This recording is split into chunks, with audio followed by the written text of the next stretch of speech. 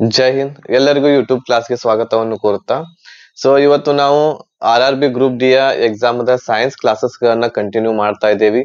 ಇವತ್ತು 7ನೇ ದಿನ ಆಗಿದೆ ಹಾಗೂ 7ನೇ ಒಂದು ಇದು ವಿಡಿಯೋ ಆಗಿದೆ. ಇದರಲ್ಲಿಯೂ ಕೂಡ ನಾವು ಇವತ್ತು 20 ಕ್ವೆಶ್ಚನ್ಸ್ ಗಳನ್ನ ಡಿಸ್ಕಷನ್ ಮಾಡ್ಲಿಕ್ಕೆ ಹೋಗ್ತಾ ಇದ್ದೇವೆ ನಿಮ್ ಜೊತೆಗೆ. ವಿಡಿಯೋವನ್ನ ಸ್ಕಿಪ್ ಮಾಡದೆ ಸಂಪೂರ್ಣವಾಗಿ ನೋಡ್ರಿ. ಆಮೇಲೆ ಕ್ಲಾಸಸ್ ದಲ್ಲಿ ಯಾವೆಲ್ಲ ಕ್ವೆಶ್ಚನ್ಸ್ ಗಳನ್ನ ನಾವು ಡಿಸ್ಕಷನ್ ಮಾಡಕತ್ತೇವಿ ಆ ಎಲ್ಲ ಕ್ಲಾಸಸ್ ಗಳ ನೋಟ್ಸ್ ಇರ್ತಕ್ಕಂಥದ್ದು ಮಾಡ್ಕೊಡ್ರಿ. ನಿಮ್ಗೆ ಬರುವಂತಹ RRB ಗ್ರೂಪ್ ಡಿ ಎಕ್ಸಾಮ್ ಗೆ ಖಂಡಿತ ಹೆಲ್ಪ್ ಆಗೇ ಆಗ್ತಾ ಇದೆ. ಇದಕ್ಕಿಂತ ಮುಂಚಿತವಾಗಿರುವಂತಹ ವಿಡಿಯೋಸ್ ಗಳನ್ನ ನೋಡದೇ ಇರ್ತಕ್ಕಂಥವ್ರು ನೀವು ಇದ್ರಂತಂದ್ರ ನಿಮ್ಮ ಮೊಬೈಲ್ ಸ್ಕ್ರೀನ್ ಮೇಲೆ ಇಲ್ಲಿ ಒಂದು ಐ ಬಟನ್ ಬರ್ತೈತಿ, ಇಲ್ಲಿ ಒಂದು ಡಿಸ್ಪ್ಲೇ ಆಗುತ್ತೆ. ಅದ್ರ ಮೇಲೆ ನೀವು ಕ್ಲಿಕ್ ಮಾಡ್ರಿ ಅಂತಂದ್ರ ಹಿಂದಿನ ಎಲ್ಲಾ ಕ್ಲಾಸಸ್ ಗಳನ್ನ ನೋಡಬಹುದು. ಅದ್ರ ಜೊತೆಗೆ ನಮ್ಮ ಯೂಟ್ಯೂಬ್ ಚಾನೆಲ್ ದಲ್ಲಿ ಒಂದು ಪ್ಲೇ ಸ್ಟೋರ್ ಕೂಡ ಇದೆ, ಅಂತಂದ್ರೆ ಪ್ಲೇ ಲಿಸ್ಟ್ ಇದೆ. ಪ್ಲೇ ಲಿಸ್ಟ್ ಮಾಡಿದ್ದೇವೆ ನಾವು RRB ಗ್ರೂಪ್ ಡಿ 2025 ಸೈನ್ಸ್ ಅಂತ ಈ ರೀತಿ ಇದೆ. ಅಲ್ಲಿ ಹೋಗಿ ನೀವು ಚೆಕ್ ಮಾಡ್ರಿ ಅಂತಂದ್ರ ಅಲ್ಲಿಯೂ ಕೂಡ ನಿಮ್ಗೆ ಪ್ಲೇ ಲಿಸ್ಟ್ ದಲ್ಲಿ ಎಲ್ಲಾ ಕ್ಲಾಸಸ್ ಗಳು ನಿಮ್ಗೆ ಸೀರಿಯಲ್ ವೈಸ್ ಸಿಗ್ತಾ ಇದಾವು. ಅದ್ರ ಜೊತೆಗೆ ಏನಾದ್ರೂ ಮತ್ತೆ ನಿಮ್ಗೆ ಡೌಟ್ಸ್ ಇದ್ರೆ ನೀವು ನನಗೆ ವಾಟ್ಸ್ಆಪ್ ಮೆಸೇಜ್ ಕೂಡ ಮಾಡಬಹುದು. ಈ ನಂಬರ್ಗೆ 8861927838 ನಂಬರ್ಗೆ ಕಾಂಟ್ಯಾಕ್ಟ್ ಮಾಡಬಹುದು. ಓಕೆನಾ? ಬನ್ನಿ ಹಾಗಾದ್ರೆ ಇವತ್ತು ನಾವು ಸ್ಟಾರ್ಟ್ ಮಾಡೋಣ. RRB ಗ್ರೂಪ್ ಡಿ ಎಕ್ಸಾಮ್ಗೆ ಸ್ಟಡಿ ಮಾಡುವಂತಹ ಪ್ರೀವಿಯಸ್ ಇಯರ್ ಕ್ವಶನ್ ಪೇಪರ್ ಗಳು ಬಹಳ ಇಂಪಾರ್ಟೆಂಟ್ ಇರ್ತಾವು. ಆ ಎಲ್ಲ ಪ್ರೀವಿಯಸ್ ಇಯರ್ ಕ್ವಶನ್ ಪೇಪರ್ ಗಳನ್ನ ನಾವು ಡಿಸ್ಕಷನ್ ಮಾಡ್ತಾ ಇದ್ದೇವೆ. ಕ್ಲಾಸ್ ಸ್ಟಾರ್ಟ್ ಮಾಡೋದಕ್ಕಿಂತ ಮುಂಚೆ RRB ಗ್ರೂಪ್ ಡಿ ಎಕ್ಸಾಮ್ ಗೆ ತಯಾರಿಯನ್ನು ನೀವು ನಡೆಸಾಕತ್ತೀರಿ. ನಿಮ್ಗೆ ಒಂದು ಕಂಪ್ಲೀಟ್ ಪ್ಯಾಕೇಜ್ ಬೇಕಾಗಿತ್ತು ಅಂತಂದ್ರೆ ಇದರಲ್ಲಿ ನಿಮ್ಗ GK ಎಲ್ಲಾ ಸಬ್ಜೆಕ್ಟ್ ಗಳು, ಮ್ಯಾಥ್ಸ್, ರೀಸನಿಂಗ್ ಮತ್ತು ಸೈನ್ಸ್ ಈ ಎಲ್ಲಾ ಸಬ್ಜೆಕ್ಟ್ ಗಳ ರೆಕಾರ್ಡೆಡ್ ಕ್ಲಾಸಸ್ ಗಳು ನಮ್ಮಲ್ಲಿ ಅವೈಲೇಬಲ್ ಇದಾವು. ಇದೊಂದು ಕಂಪ್ಲೀಟ್ ಕೋರ್ಸ್ ಇದೆ. ಇಷ್ಟು ಕಂಪ್ಲೀಟ್ ಕೋರ್ಸ್ ನೀವು ಮಾಡಿದ್ರೆ ಸಾಕು, ಬೇರೆ ಏನು ಓದುವಂತ ಅವಶ್ಯಕತೆ ಇರಂಗಿಲ್ಲ. ಈ ಒಂದು ಕೋರ್ಸ್ ಇರ್ತಕ್ಕಂಥದ್ದು ಆಫರ್ ಫೀಸ್ ದಲ್ಲಿ ನಿಮ್ಗೆ 1500 rupees ಅಲ್ಲಿ ಕೊಡಾಕತ್ತೇವಿ. ಬೇಗನೆ ಇರುವಂತದ್ದು, ನೀವು ಜಾಯ್ನ್ ಆಗ್ಬಹುದು. ಈ ಕೋರ್ಸ್ ದೊಂದಿಗೆ ನೀವು 40 ದಿನಗಳ ಒಳಗಡೆ ನೀವು ಈ ಕಂಪ್ಲೀಟ್ ಕೋರ್ಸ್ ಅನ್ನ ಮುಗಿಸಬಹುದಾಗಿದೆ. ಆಮೇಲೆ ಈ ಒಂದು ಕೋರ್ಸ್ ದೊಂದಿಗೆ ನೀವು 75+ ದಿಂದ 80+ ವರೆಗೆ ಮಾರ್ಕ್ಸ್, 100ಕ್ಕೆ 75ರಿಂದ 80 ಮಾರ್ಕ್ಸ್ ಅನ್ನ ಪಡ್ಕೋಬಹುದು ಈ ಕೋರ್ಸ್ ದೊಂದಿಗೆ. ಆ ರೀತಿ ಇರುವಂತಹ ಫ್ರೇಮ್ ಮಾಡೇವಿ ನಾವು. ಈ ಕ್ಲಾಸಸ್ ಅನ್ನ ತೆಗೆದುಕೊಳ್ಳಬಹುದು. ನೀವು ಇಷ್ಟ ಇತ್ತು ತಗೋಬೇಕು ಅಂತ ಅನ್ಕೊಂಡಿದ್ರೆ ನಮಗೆ ವಾಟ್ಸ್ಆಪ್ ಮೆಸೇಜ್ ಮಾಡ್ಬೇಕಾಗುತ್ತೆ. ನೀವು ನಮಗೆ 8861927838 ನಂಬರ್ಗೆ ಒಂದು ಮೆಸೇಜ್ ಮಾಡ್ರಿ. ಗ್ರೂಪ್ ಡಿ ಅಂತ ಹೇಳಿ ಒಂದು ಮೆಸೇಜ್ ಮಾಡ್ರಿ. ಗ್ರೂಪ್ ಡಿ 2025 ಅಂತ ಹೇಳಿ ಮೆಸೇಜ್ ಮಾಡ್ರಿ ಅಂತಂದ್ರ ನಾವು ನಿಮ್ಮ ವಾಟ್ಸ್ಆಪ್ ನಂಬರ್ಗೆ ಒಂದು ಸ್ಕ್ಯಾನರ್ ಅನ್ನ ಕಳಿಸ್ತೀವಿ. ಆ ಸ್ಕ್ಯಾನರ್ ಅನ್ನ ಬರ್ಸ್ಕೊಂಡು ನೀವು ನಿಮ್ಮ ಫೀಸ್ ಅನ್ನ ಪೇಡ್ ಮಾಡಿ ನಮಗೊಂದು ಸ್ಕ್ರೀನ್ ಶಾಟ್ ಅನ್ನ ಕಳಿಸಿದ ಮೇಲೆ ನಿಮ್ಗೆ ಎಲ್ಲಾ ಕ್ಲಾಸಸ್ ಗಳನ್ನ ನಿಮ್ಮ ವಾಟ್ಸ್ಆಪ್ ನಂಬರ್ಗೆ ನಾವು ಶೇರ್ ಮಾಡ್ತೇವೆ. ವಾಟ್ಸ್ಆಪ್ ನಂಬರ್ಗೆ ನಿಮ್ಗ ಎಲ್ಲಾ ಕ್ಲಾಸಸ್ ಗಳನ್ನ ಕಳಿಸ್ಕೊಡ್ತೇವೆ. ಓಕೆ, ಬಹಳ ಟೈಮ್ ಉಳಿದಿಲ್ಲ. ನವೆಂಬರ್ 17ಕ್ಕೆ ಆಲ್ಮೋಸ್ಟ್ 99% ಕ್ಲಾಸಸ್ 99% ಎಕ್ಸಾಮ್ ಆಗುವಂತ ಸಾಧ್ಯತೆ ಇರೋದರಿಂದ ಬೇಗನೆ ಜಾಯ್ನ್ ಆಗ್ರಿ. ಬೇಗನೆ ನಿಮ್ಮ ಸಿಲೆಬಸ್ ಇರ್ತಕ್ಕಂಥದ್ದು ಕಂಪ್ಲೀಟ್ ಮಾಡ್ರಿ. ಆಮೇಲೆ ಬಹಳಷ್ಟು ಜನರು ನಾವು ಕೇಳುವಂತಹ ಏನು ಡಿಸ್ಪ್ಲೇ ಆಗುವಂತ ಪ್ರಶ್ನೆಗಳಿಗೆ ಉತ್ತರನೇ ಕೊಡ್ತಾ ಇಲ್ಲ. ಇದ್ರ ಅರ್ಥ ಏನು ಅಂತಂದ್ರೆ, ನೀವು ಯಾರೆಲ್ಲ ನೋಡಕತ್ತೀರಿ ಕ್ಲಾಸಸ್ ಗಳನ್ನ, ನಿಮ್ಮ ತಯಾರಿ ಇನ್ನೂವರೆಗೂ ಆಗಿಲ್ಲ. ನೀವು ಈ ಕ್ಲಾಸಸ್ ಗಳು ಏನ್ ಪ್ರಾಕ್ಟೀಸ್ ಸೆಟ್ ತರಹ ನಾವೇನ್ ಪ್ರೀವಿಯಸ್ ಇಯರ್ ಕ್ವಶನ್ ಪೇಪರ್ ಮಾಡಾಕತ್ತೇವಿ, ಇದೇ ರೀತಿ ಕ್ವಶನ್ಸ್ ಗಳು ಬರ್ತಾವು ಗ್ರೂಪ್ ಡಿ ಒಳಗ. ಹಾಗಾಗಿ ನಾವು ಇಲ್ಲಿ ಡಿಸ್ಪ್ಲೇ ಮಾಡಿದ ತಕ್ಷಣ ಕ್ವಶನ್ ಅನ್ನ ಅದಕ್ಕೆ ಆನ್ಸರ್ ಮಾಡ್ಲಿಕ್ಕೆ ಟ್ರೈ ಮಾಡ್ರಿ, ಕಮೆಂಟ್ ಮಾಡ್ಲಿಕ್ಕೆ ಟ್ರೈ ಮಾಡ್ರಿ. ಓಕೆ, ಎಲ್ಲರದು ಕಮೆಂಟ್ ಅನ್ನ ನಾನು ನೋಡ್ತಿರ್ತೇನೆ. ಬಟ್ ಬಹಳಷ್ಟು ಜನರು ಕಮೆಂಟ್ ಇರ್ತಕ್ಕಂಥದ್ದು ಮಾಡ್ತಾ ಇಲ್ಲ. ಬರೀ ಏನಾರ ಕಮೆಂಟ್ ಮಾಡ್ತಿರ್ತೇರಿ, ಎಕ್ಸಾಮ್ ಯಾವಾಗ ಅದೇನು ಇದೇನು ಅಂತ ಅದನ್ನೆಲ್ಲ ತಲೆಯಾಗ ಹಾಕೊಳಕ್ ಹೋಗ್ಬೇಡ್ರಿ. ಎಕ್ಸಾಮ್ ಯಾವಾಗ ಅನ್ನೋದು ಯಾರಿಗೆ ಚಿಂತೆ ಇರ್ತೈತಿ ಅಂತಂದ್ರ, ಯಾರು ಸ್ಟಡಿ ಇರ್ತಕ್ಕಂಥದ್ದು ಇನ್ನೂ ಮಾಡಿರಂಗಿಲ್ಲ, ಯಾರು ಇನ್ನೂ ಅವರ ಸಿಲೆಬಸ್ ಇರ್ತಕ್ಕಂಥದ್ದು ಕಂಪ್ಲೀಟ್ ಮಾಡಿರಂಗಿಲ್ಲ ಅಂತವ್ರಿಗೆ ಚಿಂತೆ ಇರ್ತೈತಿ ಯಾವಾಗ ನಮ್ಮ ಎಕ್ಸಾಮ್ ಡೇಟ್ ಬರ್ತೈತಿ ಅಂತ. ಎಕ್ಸಾಮ್ ಡೇಟ್ ಬಗ್ಗೆ ನೀವು ಚಿಂತೆ ಮಾಡಕ್ ಹೋಗ್ಬೇಡ್ರಿ. ನಿಮ್ಮ ಸ್ಟಡಿ ಇರ್ತಕ್ಕಂಥದ್ದು ಸ್ಟಾರ್ಟ್ ಮಾಡ್ರಿ. ಸ್ಟಡಿ ಸ್ಟಾರ್ಟ್ ಮಾಡಿ ಎಲ್ಲ ಮೊದಲು ಸಿಲೆಬಸ್ ಇರ್ತಕ್ಕಂಥದ್ದು ಕಂಪ್ಲೀಟ್ ಮಾಡ್ಕೋರಿ. ಈ ಪ್ಯಾಕೇಜ್ ದಲ್ಲಿ ನಿಮ್ಗೆ ಎಲ್ಲಾ ರೆಕಾರ್ಡೆಡ್ ಕ್ಲಾಸಸ್ ಗಳು ಇರ್ತಾವು. ಈ ಪ್ಯಾಕೇಜ್ ದಲ್ಲಿ ನಿಮ್ಗೆ ಸಿಗುವಂತದ್ದು ಏನೇನ್ ಸಿಗ್ತಾ ಇದೆ ಅಂತಂದ್ರೆ, ಈ ಪ್ಯಾಕೇಜ್ ದಲ್ಲಿ ನಿಮ್ಗ ಕಂಪ್ಲೀಟ್ ಎಲ್ಲಾ recorded classes, PDF notes, mock test, previous year question paper 2 set, ಆಮೇಲೆ ಪ್ರಾಪರ್ ಆಗಿರುವಂತ ಗೈಡೆನ್ಸ್ ಎಲ್ಲಾ ಕಂಪ್ಲೀಟ್ ಇರ್ತೈತಿ. ಇದನ್ನ ತೆಗೆದುಕೊಂಡು ನೀವು ನಿಮ್ಮ ಸ್ಟಡಿಯನ್ನ ಮಾಡ್ಬೋದು. 1ನೇ ಪ್ರಶ್ನೆ ನಿಮ್ಮ ಸ್ಕ್ರೀನ್ ಮೇಲೆ ಇದೆ. ಇದಕ್ಕೆ ಆನ್ಸರ್ ಮಾಡ್ಲಿಕ್ಕೆ ಟ್ರೈ ಮಾಡ್ರಿ ಬೇಗನೆ. ನೋಡೋಣ ಯಾರೆಲ್ಲ ಇದಕ್ಕೆ ಆನ್ಸರ್ ಮಾಡ್ತೀರಿ ನೋಡೋಣ.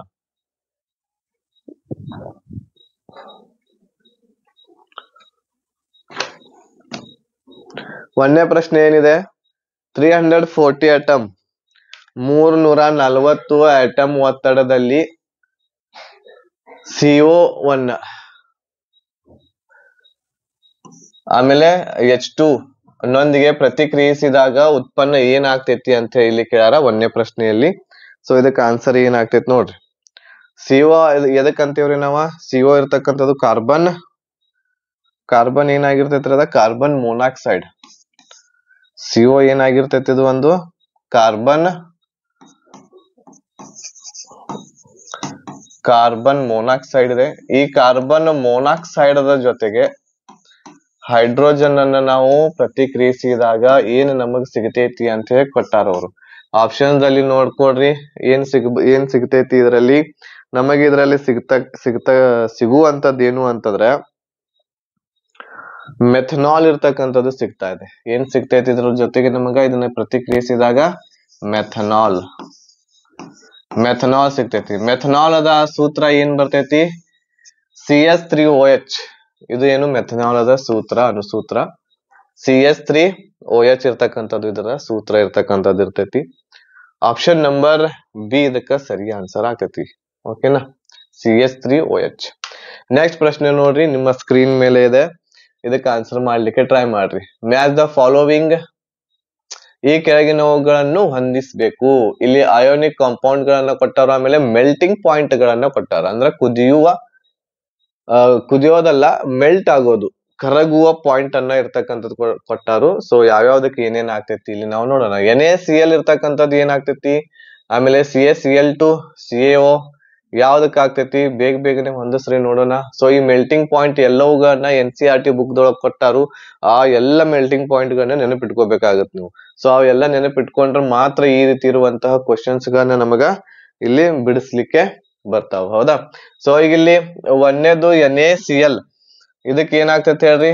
NaCl ಗೆ ಯಾವ್ದಾಗುತ್ತೆ? ಎಷ್ಟು ಮೆಲ್ಟಿಂಗ್ ಪಾಯಿಂಟ್ ಅದರದ? 1074 ಇದೆ. CaCl2 ಇದರದ 1045 ಇದೆ. CaO ದ ಮೆಲ್ಟಿಂಗ್ ಪಾಯಿಂಟ್ ಎಷ್ಟ್ರಿ? ಎಲ್ಲಿ ಓದ್ತದ? ಮೆಲ್ಟಿಂಗ್ ಪಾಯಿಂಟ್ ಎಷ್ಟು? 2850 ಆಗ್ತತಿ. 2850 ಇದರ ಒಂದು ಮೆಲ್ಟಿಂಗ್ ಪಾಯಿಂಟ್. ಓಕೆನಾ? ಸೊ ಎಲ್ಲೆಲ್ಲಿ ಬರ್ತೈತಿ ನೋಡ್ರಿ. ಒಂದನೇದಕ್ ಬಿ. ಸೊ ಒಂದ್ ಕಂಡು ಹಿಡಿದ್ರೆ ಸಾಕು, ನಿಮ್ಗ ಆನ್ಸರ್ ಇಲ್ಲೇ ಸಿಕ್ಬಿಟ್ಟೈತಿ. ಆಪ್ಷನ್ ನಂಬರ್ ಡಿ ಇದಕ್ಕ ಸರಿ ಆನ್ಸರ್ ಇಲ್ಲಿ ಆಗುತ್ತೆ. ಓಕೆನಾ? ಸೊ ಬೇಗನೆ ಲೈಕ್ ಮಾಡ್ರಿ, ಆಮೇಲೆ ಆದಷ್ಟು ನಿಮ್ಮೆಲ್ಲ ಫ್ರೆಂಡ್ಸ್ ಗಳಿಗೆ ಈ ವಿಡಿಯೋವನ್ನ ಶೇರ್ ಮಾಡ್ರಿ. ಆಮೇಲೆ ಸಬ್ಸ್ಕ್ರೈಬ್ ಮಾಡದೇ ಇರ್ತಕ್ಕಂಥವ್ರು ಸಬ್ಸ್ಕ್ರೈಬ್ ಮಾಡ್ಕೊಳ್ರಿ. ವಿಡಿಯೋ ಅಪ್ಲೋಡ್ ಆದ ತಕ್ಷಣ ನಿಮ್ಮ ಮೊಬೈಲ್ಗೆ ಮೆಸೇಜ್ ಬರ್ತಾ ಇದೆ. ಸೊ ಇಲ್ಲಿ ಮೆಲ್ಟಿಂಗ್ ಪಾಯಿಂಟ್ಸ್ ಕೆಲವೊಂದಿಷ್ಟು ಇದಾವೆ. ಇವೆಲ್ಲವುಗಳನ್ನ ನೆನಪಿಟ್ಕೋಬೇಕು. NaCl ಇದೆ, LiCl, ಇವು ಎಲ್ಲವುಗಳನ್ನ ಸ್ಕ್ರೀನ್ ಶಾಟ್ ತಕೊಳ್ರಿ. ಎಲ್ಲವುಗಳನ್ನ ಇದ್ರನ್ನ ಏನ್ ಮಾಡ್ರಿ, ಇದು ಮೆಲ್ಟಿಂಗ್ ಪಾಯಿಂಟ್ ಇದೆ. ಮೆಲ್ಟಿಂಗ್ ಪಾಯಿಂಟ್ ಅನ್ನ ನೆನಪಿಟ್ಕೊಳ್ರಿ. ಅದ್ರ ಜೊತೆಗೆ ಬಾಯ್ಲಿಂಗ್ ಪಾಯಿಂಟ್ ಕೂಡ ಕೊಟ್ಟಾರೆ, ಕುದಿಯುವ ಬಿಂದು, ಅದನ್ನು ಕೂಡ ಇಲ್ಲಿ ನೀವು ನೆನಪಿಟ್ಕೋಬಹುದು. ನೆಕ್ಸ್ಟ್ ಪ್ರಶ್ನೆ ಮೂರನೇದ್ದು. 20 ಸೆಂಟಿಮೀಟರ್ ಫೋಕಲ್ ಉದ್ದವಿರುವ ಒಂದು ಕಾನ್ಕೇವ್ ಕನ್ನಡಿಯು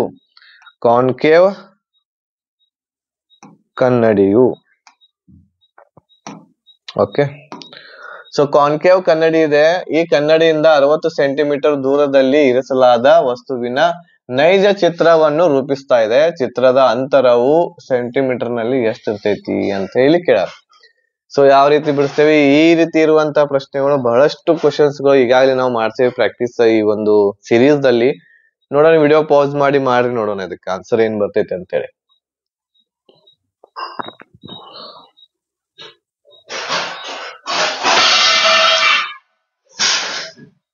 ಇದರಲ್ಲಿ ನೋಡ್ರಿ, ಇಲ್ಲಿ ಕಾನ್ಕೇವ್ ಕನ್ನಡಿ ಇದೆ. ಕಾನ್ಕೇವ್ ಕನ್ನಡಿ, ಹೌದಾ? ಕಾನ್ಕೇವ್ ಕನ್ನಡಿಯಲ್ಲಿ ಇದು ಒಂದು ಲೈನ್. ಇಲ್ಲಿ ಏನ್ ಹೇಳಿದಾರೆ, ಇಲ್ಲಿ ಫೋಕಲ್ ಲೆಂತ್ ಇರ್ತಕ್ಕಂಥದ್ದು ಕೊಟ್ಟಾರ ನಮಗ. ಹೌದಾ? Focal F ಕೊಟ್ಟಾರು. ಎಷ್ಟಿದೆ ಇಲ್ಲಿ? 20 ಸೆಂಟಿಮೀಟರ್ ಇದೆ. ಹೌದಾ? ಆಮೇಲೆ ನೆಕ್ಸ್ಟ್ ಮತ್ತೇನ್ ಕೊಟ್ಟಾರು? ದೂರದಲ್ಲಿ ಒಂದು ವಸ್ತುವನ್ನ ಇಟ್ಟಾರ. ಒಂದು ವಸ್ತುವನ್ನ ಇಲ್ಲಿ ಇಟ್ಟಾರ. ಎಷ್ಟು ದೂರದಲ್ಲಿ ಇಟ್ಟಾರ ಅದನ್ನ? ಎಷ್ಟು? 60 ಸೆಂಟಿಮೀಟರ್. 60 ಸೆಂಟಿಮೀಟರ್ ದೂರದಲ್ಲಿ ಇಟ್ಟಾರ. ಇದನ್ನ ನಾವು ಏನಂತ ಕರಿತೀವಿ? U ಅಂತ ಕರಿತೀವಿ. ಹೌದಾ? ಇದರಲ್ಲಿ V ಇರ್ತಕ್ಕಂಥದ್ದು ಎಲ್ಲಿ ಚಿತ್ರ ಮೂಡ್ತೈತೆ ಅನ್ನೋದನ್ನ ಇಲ್ಲಿ ನಾವು ಇಲ್ಲಿ ಕಂಡು ಹಿಡಿಬೇಕಾಗಿದೆ.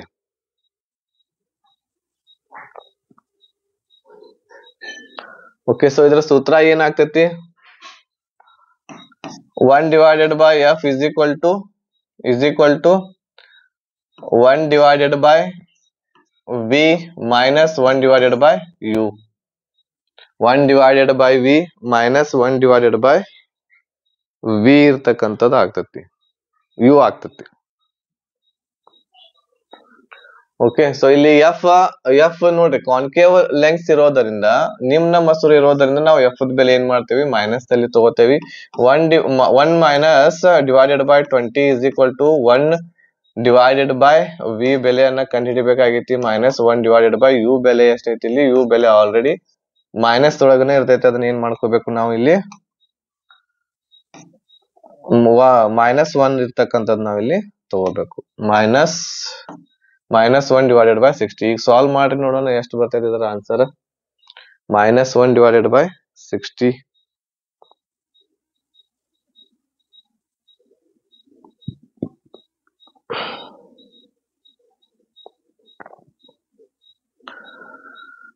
ಸೊ ಇದನ್ನ ಸಾಲ್ವ್ ಮಾಡಿದಾಗ 1 divided by V is equal to, ಇದು ಆ ಸೈಡ್ ಹೋತು ಅಂತಂದ್ರೆ ಏನಾಗ್ತೈತ್ರಿ ಇದ, ಆ ಸೈಡ್ ಹೋತು ಅಂತಂದ್ರ +1 ಡಿವೈಡೆಡ್ ಬೈ 20 ಆಗ್ತೈತಿ. ಇವಾಗ ಎಲ್ ಸಿ ಎಂ ಎಷ್ಟು ಬರ್ತೈತ್ರಿ ಇಲ್ಲಿ, ಎಲ್ ಸಿ ಎಂ 60 ಬರ್ತೈತಾ. 60 ಎಲ್ ಸಿ ಎಂ ಬಂತು, 61 60 ಪ್ಲಸ್ ಇಲ್ಲಿ ಮೈನಸ್ ಇದೆ 63 ಬರ್ತೈತಿ. ಸೊ ಎಷ್ಟು ಬಂತು ಇದರದ, ಮೈನಸ್ ಪ್ಲಸ್ ಮೈನಸ್ ಆಗ್ತೈತಿ. -2 ಡಿವೈಡೆಡ್ ಬೈ 60 ಅಂತಂದ್ರೆ ಎಷ್ಟು ಬಂತು ಇದು, -30 ಇದರ ಆನ್ಸರ್ ಬರ್ತಾ ಇದೆ. ಎಷ್ಟು ಬಂತು ಇದರದ ಆನ್ಸರ್, -30. ಆಪ್ಷನ್ ನಂಬರ್ ಎ ಇದರ ಸರಿ ಆನ್ಸರ್. -30 ಇದಕ್ಕೆ ಸರಿ ಆನ್ಸರ್ ಆಪ್ಷನ್ ನಂಬರ್ ಎ ಇಲ್ಲಿ ಆಗುತ್ತೆ. ಈಸಿ ಇರ್ತೈತಿ ಕ್ವಶನ್, ಕೇರ್ಫುಲ್ ಆಗಿ ಬಿಡಿಸ್ಬೇಕು. ನೆಕ್ಸ್ಟ್ ಪ್ರಶ್ನೆ, ಕೆ ಹೊಂದಿರುವ ವಿಭವ ವ್ಯತ್ಯಾಸವನ್ನು ಹೊಂದಿರುವ ಎರಡು ಬಿಂದುಗಳಾದ್ಯಂತ ಚಾರ್ಜ್ ಕ್ಯೂ ಅನ್ನು ಚಲಿಸುವಾಗ ಮಾಡಿದ ಕೆಲಸವನ್ನ ಇಲ್ಲಿ ಕಂಡುಹಿಡಿಬೇಕು. ಇದಕ್ಕೆ ಆನ್ಸರ್ ಏನಾಗ್ತೈತಿ 4ನೇ ಪ್ರಶ್ನೆಗೆ, ಇಲ್ಲಿ ಪೊಟೆನ್ಶಿಯಲ್ ಡಿಫರೆನ್ಸ್ ಇರ್ತಕ್ಕಂಥದ್ದು ನಾವು ಕಂಡುಹಿಡಿಬೇಕಾಗ್ತೈತಿ. ಪೊಟೆನ್ಶಿಯಲ್ ಡಿಫರೆನ್ಸ್ ದ ಸೂತ್ರ ಏನು, ಪೊಟೆನ್ಶಿಯಲ್ ಡಿಫರೆನ್ಸ್ ಅದ ಸೂತ್ರ ಏನಾಗಿರ್ತೈತಿ ಹೇಳ್ರಿ, work divided by charge. Work divided by ಏನಾಗಿರ್ತೈತಿ ಇಲ್ಲಿ, ಚಾರ್ಜ್ ಆಗಿರ್ತೈತಿ. ಇಲ್ಲಿ ಕೆ ಹೊಂದಿರುವ ವಿಭವ ವ್ಯತ್ಯಾಸವನ್ನು. ಓಕೆ, ಸೊ ಇದಕ್ಕೆ ಆನ್ಸರ್ ಏನಾಗ್ತೈತಿ ಹೇಳ್ರಿ, ಇಲ್ಲಿ ವರ್ಕ್ ಡಿವೈಡೆಡ್ ಬೈ ಚಾರ್ಜ್ ಇರ್ತೈತಿ. ಇಲ್ಲಿ ಚಾರ್ಜ್ ಇರ್ತಕ್ಕಂಥದ್ದು ಏನಿದೆ, ಇಲ್ಲಿ ಕ್ಯೂ ಇದೆ, ಹೌದಾ. ಆಮೇಲೆ ಕೆ ಇರ್ತಕ್ಕಂಥದ್ದು ಏನದು, ಕೆ ಇರ್ತಕ್ಕಂಥದ್ದು ಪೊಟೆನ್ಶಿಯಲ್ ಡಿಫರೆನ್ಸ್. ಓಕೆ, ಇದು ಏನಿದು ಕೆ, ಹೌದಾ. ಇಲ್ಲಿ ಕೊಟ್ಟಾರಲ್ಲ, ಇಲ್ಲಿ ಕೆ ಇರ್ತಕ್ಕಂಥದ್ದು ವಿಭವ ವ್ಯತ್ಯಾಸ, ಇದು ಪೊಟೆನ್ಶಿಯಲ್ ಡಿಫರೆನ್ಸ್ ಕೆ ಇದೆ. ಆಮೇಲೆ ಚಾರ್ಜ್ ಏನಂತ ಹೇಳಿ ಕೊಟ್ಟಾರ ಅವರು, ಕ್ಯೂ ಅಂತ ಹೇಳಿ ಕೊಟ್ಟಾರ. ನಾವ್ ಇಲ್ಲಿ ವರ್ಕ್ ಇರ್ತಕ್ಕಂಥದ್ದು ಕಂಡುಹಿಡಿಬೇಕು. ಹಾಗಾದ್ರೆ ಏನ್ ಸೂತ್ರ ಆಗ್ತೈತಿ ಇದರದ, ವರ್ಕ್ ಇಸ್ ಈಕ್ವಲ್ ಟು ಇದೇನ್ ಪೊಟೆನ್ಶಿಯಲ್ ಡಿಫರೆನ್ಸ್ ನಾವು ಚಾರ್ಜ್ ಗುಣಾಕಾರ ಮಾಡಿದ್ವಿ ಅಂತಂದ್ರ ವರ್ಕ್ ಸಿಗ್ತೈತಿ ನಮಗ, ಹೌದಾ. ಪೊಟೆನ್ಶಿಯಲ್ ಡಿಫರೆನ್ಸ್ ಆಮೇಲೆ ಚಾರ್ಜ್ ಅನ್ನ ಗುಣಾಕಾರ ಮಾಡಿದ್ವಿ ಅಂತಂದ್ರೆ ಏನ್ ಸಿಗ್ತೈತಿ ನಮಗ, ವರ್ಕ್ ಇರ್ತಕ್ಕಂಥದ್ದು ಸಿಗ್ತಾ ಇದೆ. ಇಲ್ಲಿ ಆಪ್ಷನ್ ಆಕ್ಚುಲಿ ಇದು ಎ ಅಲ್ಲ, ಇದು ಕೆ ಆಗ್ಬೇಕು ಇದು. ಓಕೆ, ಇದು ಕೆ ಆಗ್ಬೇಕು ಇದು. ಇಲ್ಲಿ ಆಪ್ಷನ್ ಏನಾಗ್ಬೇಕು ಹೇಳ್ರಿ, ಇಲ್ಲಿ ಕ್ಯೂ ಮತ್ತು ಕೆ ಆಗ್ಬೇಕು ಇದು. ವರ್ಕ್ ಅದ ಏನ್ ಬರ್ತೈತಿ ಇಲ್ಲಿ ಆನ್ಸರ್, ಕ್ಯೂ ಕೆ ಇರ್ತಕ್ಕಂಥದ್ದು ಆಪ್ಷನ್ ನಂಬರ್ 1 ಇದಕ್ಕೆ ಸರಿ ಆನ್ಸರ್. ಆನ್ಸರ್ ಏನಿದೆ ಇದಕ್ಕೆ ಅದೇ ಇದೆ, ಬಟ್ ಇಲ್ಲಿ ಟೈಪಿಂಗ್ ಮಿಸ್ಟೇಕ್ ಆಗೈತಿ. ಇಲ್ಲಿ ಕ್ಯೂ ಇಂಟು ಕೆ ಇದರ answer option number A. Potential difference ಕಂಡುಹಿಡಿಯುವ ಸೂತ್ರ ವರ್ಕ್ ಡಿವೈಡೆಡ್ ಬೈ ಚಾರ್ಜ್ ಆಗಿರ್ತೈತಿ. ಇಲ್ಲಿ ಪೊಟೆನ್ಶಿಯಲ್ ಡಿಫರೆನ್ಸ್ ಅನ್ನ ಏನಂತ ಕೊಟ್ಟಾರ ಅವರು, ಕೆ ಅಂತ ಕೊಟ್ಟಾರ. ಆಮೇಲೆ ಚಾರ್ಜ್ ಕ್ಯೂ ಅಂತ ಕೊಟ್ಟಾರು. ಅವುಗಳನ್ನ ನಾವ್ ಇಲ್ಲಿ ಇಟ್ಟೇವೆ. ಚಾರ್ಜ್ ಅಂತಂದ್ರೆ ಕೆ, ಪೊಟೆನ್ಶಿಯಲ್ ಡಿಫರೆನ್ಸ್ ಅಂತಂದ್ರೆ ಕೆ.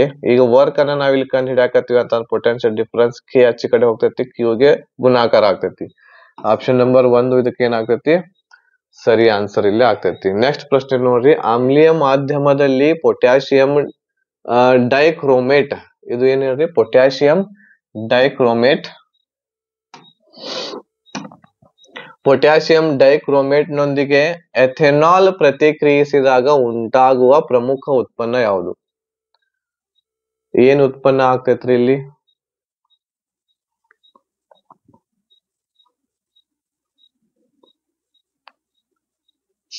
ಏನು ಉತ್ಪತ್ತಿ ಆಗ್ತೈತಿ ಇಲ್ಲಿ ಮೊದಲು ನಿಮಗೆ ಇದರಲ್ಲಿ ಎಥೆನಾಲ್ ಎಥೆನಾಲ್ ಏನಿದೆಯಲ್ಲ ಅದರ ಸೂತ್ರ ಗೊತ್ತಿರಬೇಕಾಗತ್ತೆ.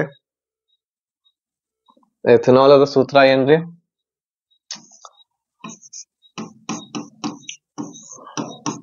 C2H5OH ಅಲ್ಲ, ಎಷ್ಟು ಸಲ ಬಂದದ್? ಬಾಳ ಸಲ ಬಂದದ್. C2H5OH ಇದರ ಸೂತ್ರ ಆಗಿರ್ತೈತಿ. ಇದನ್ನ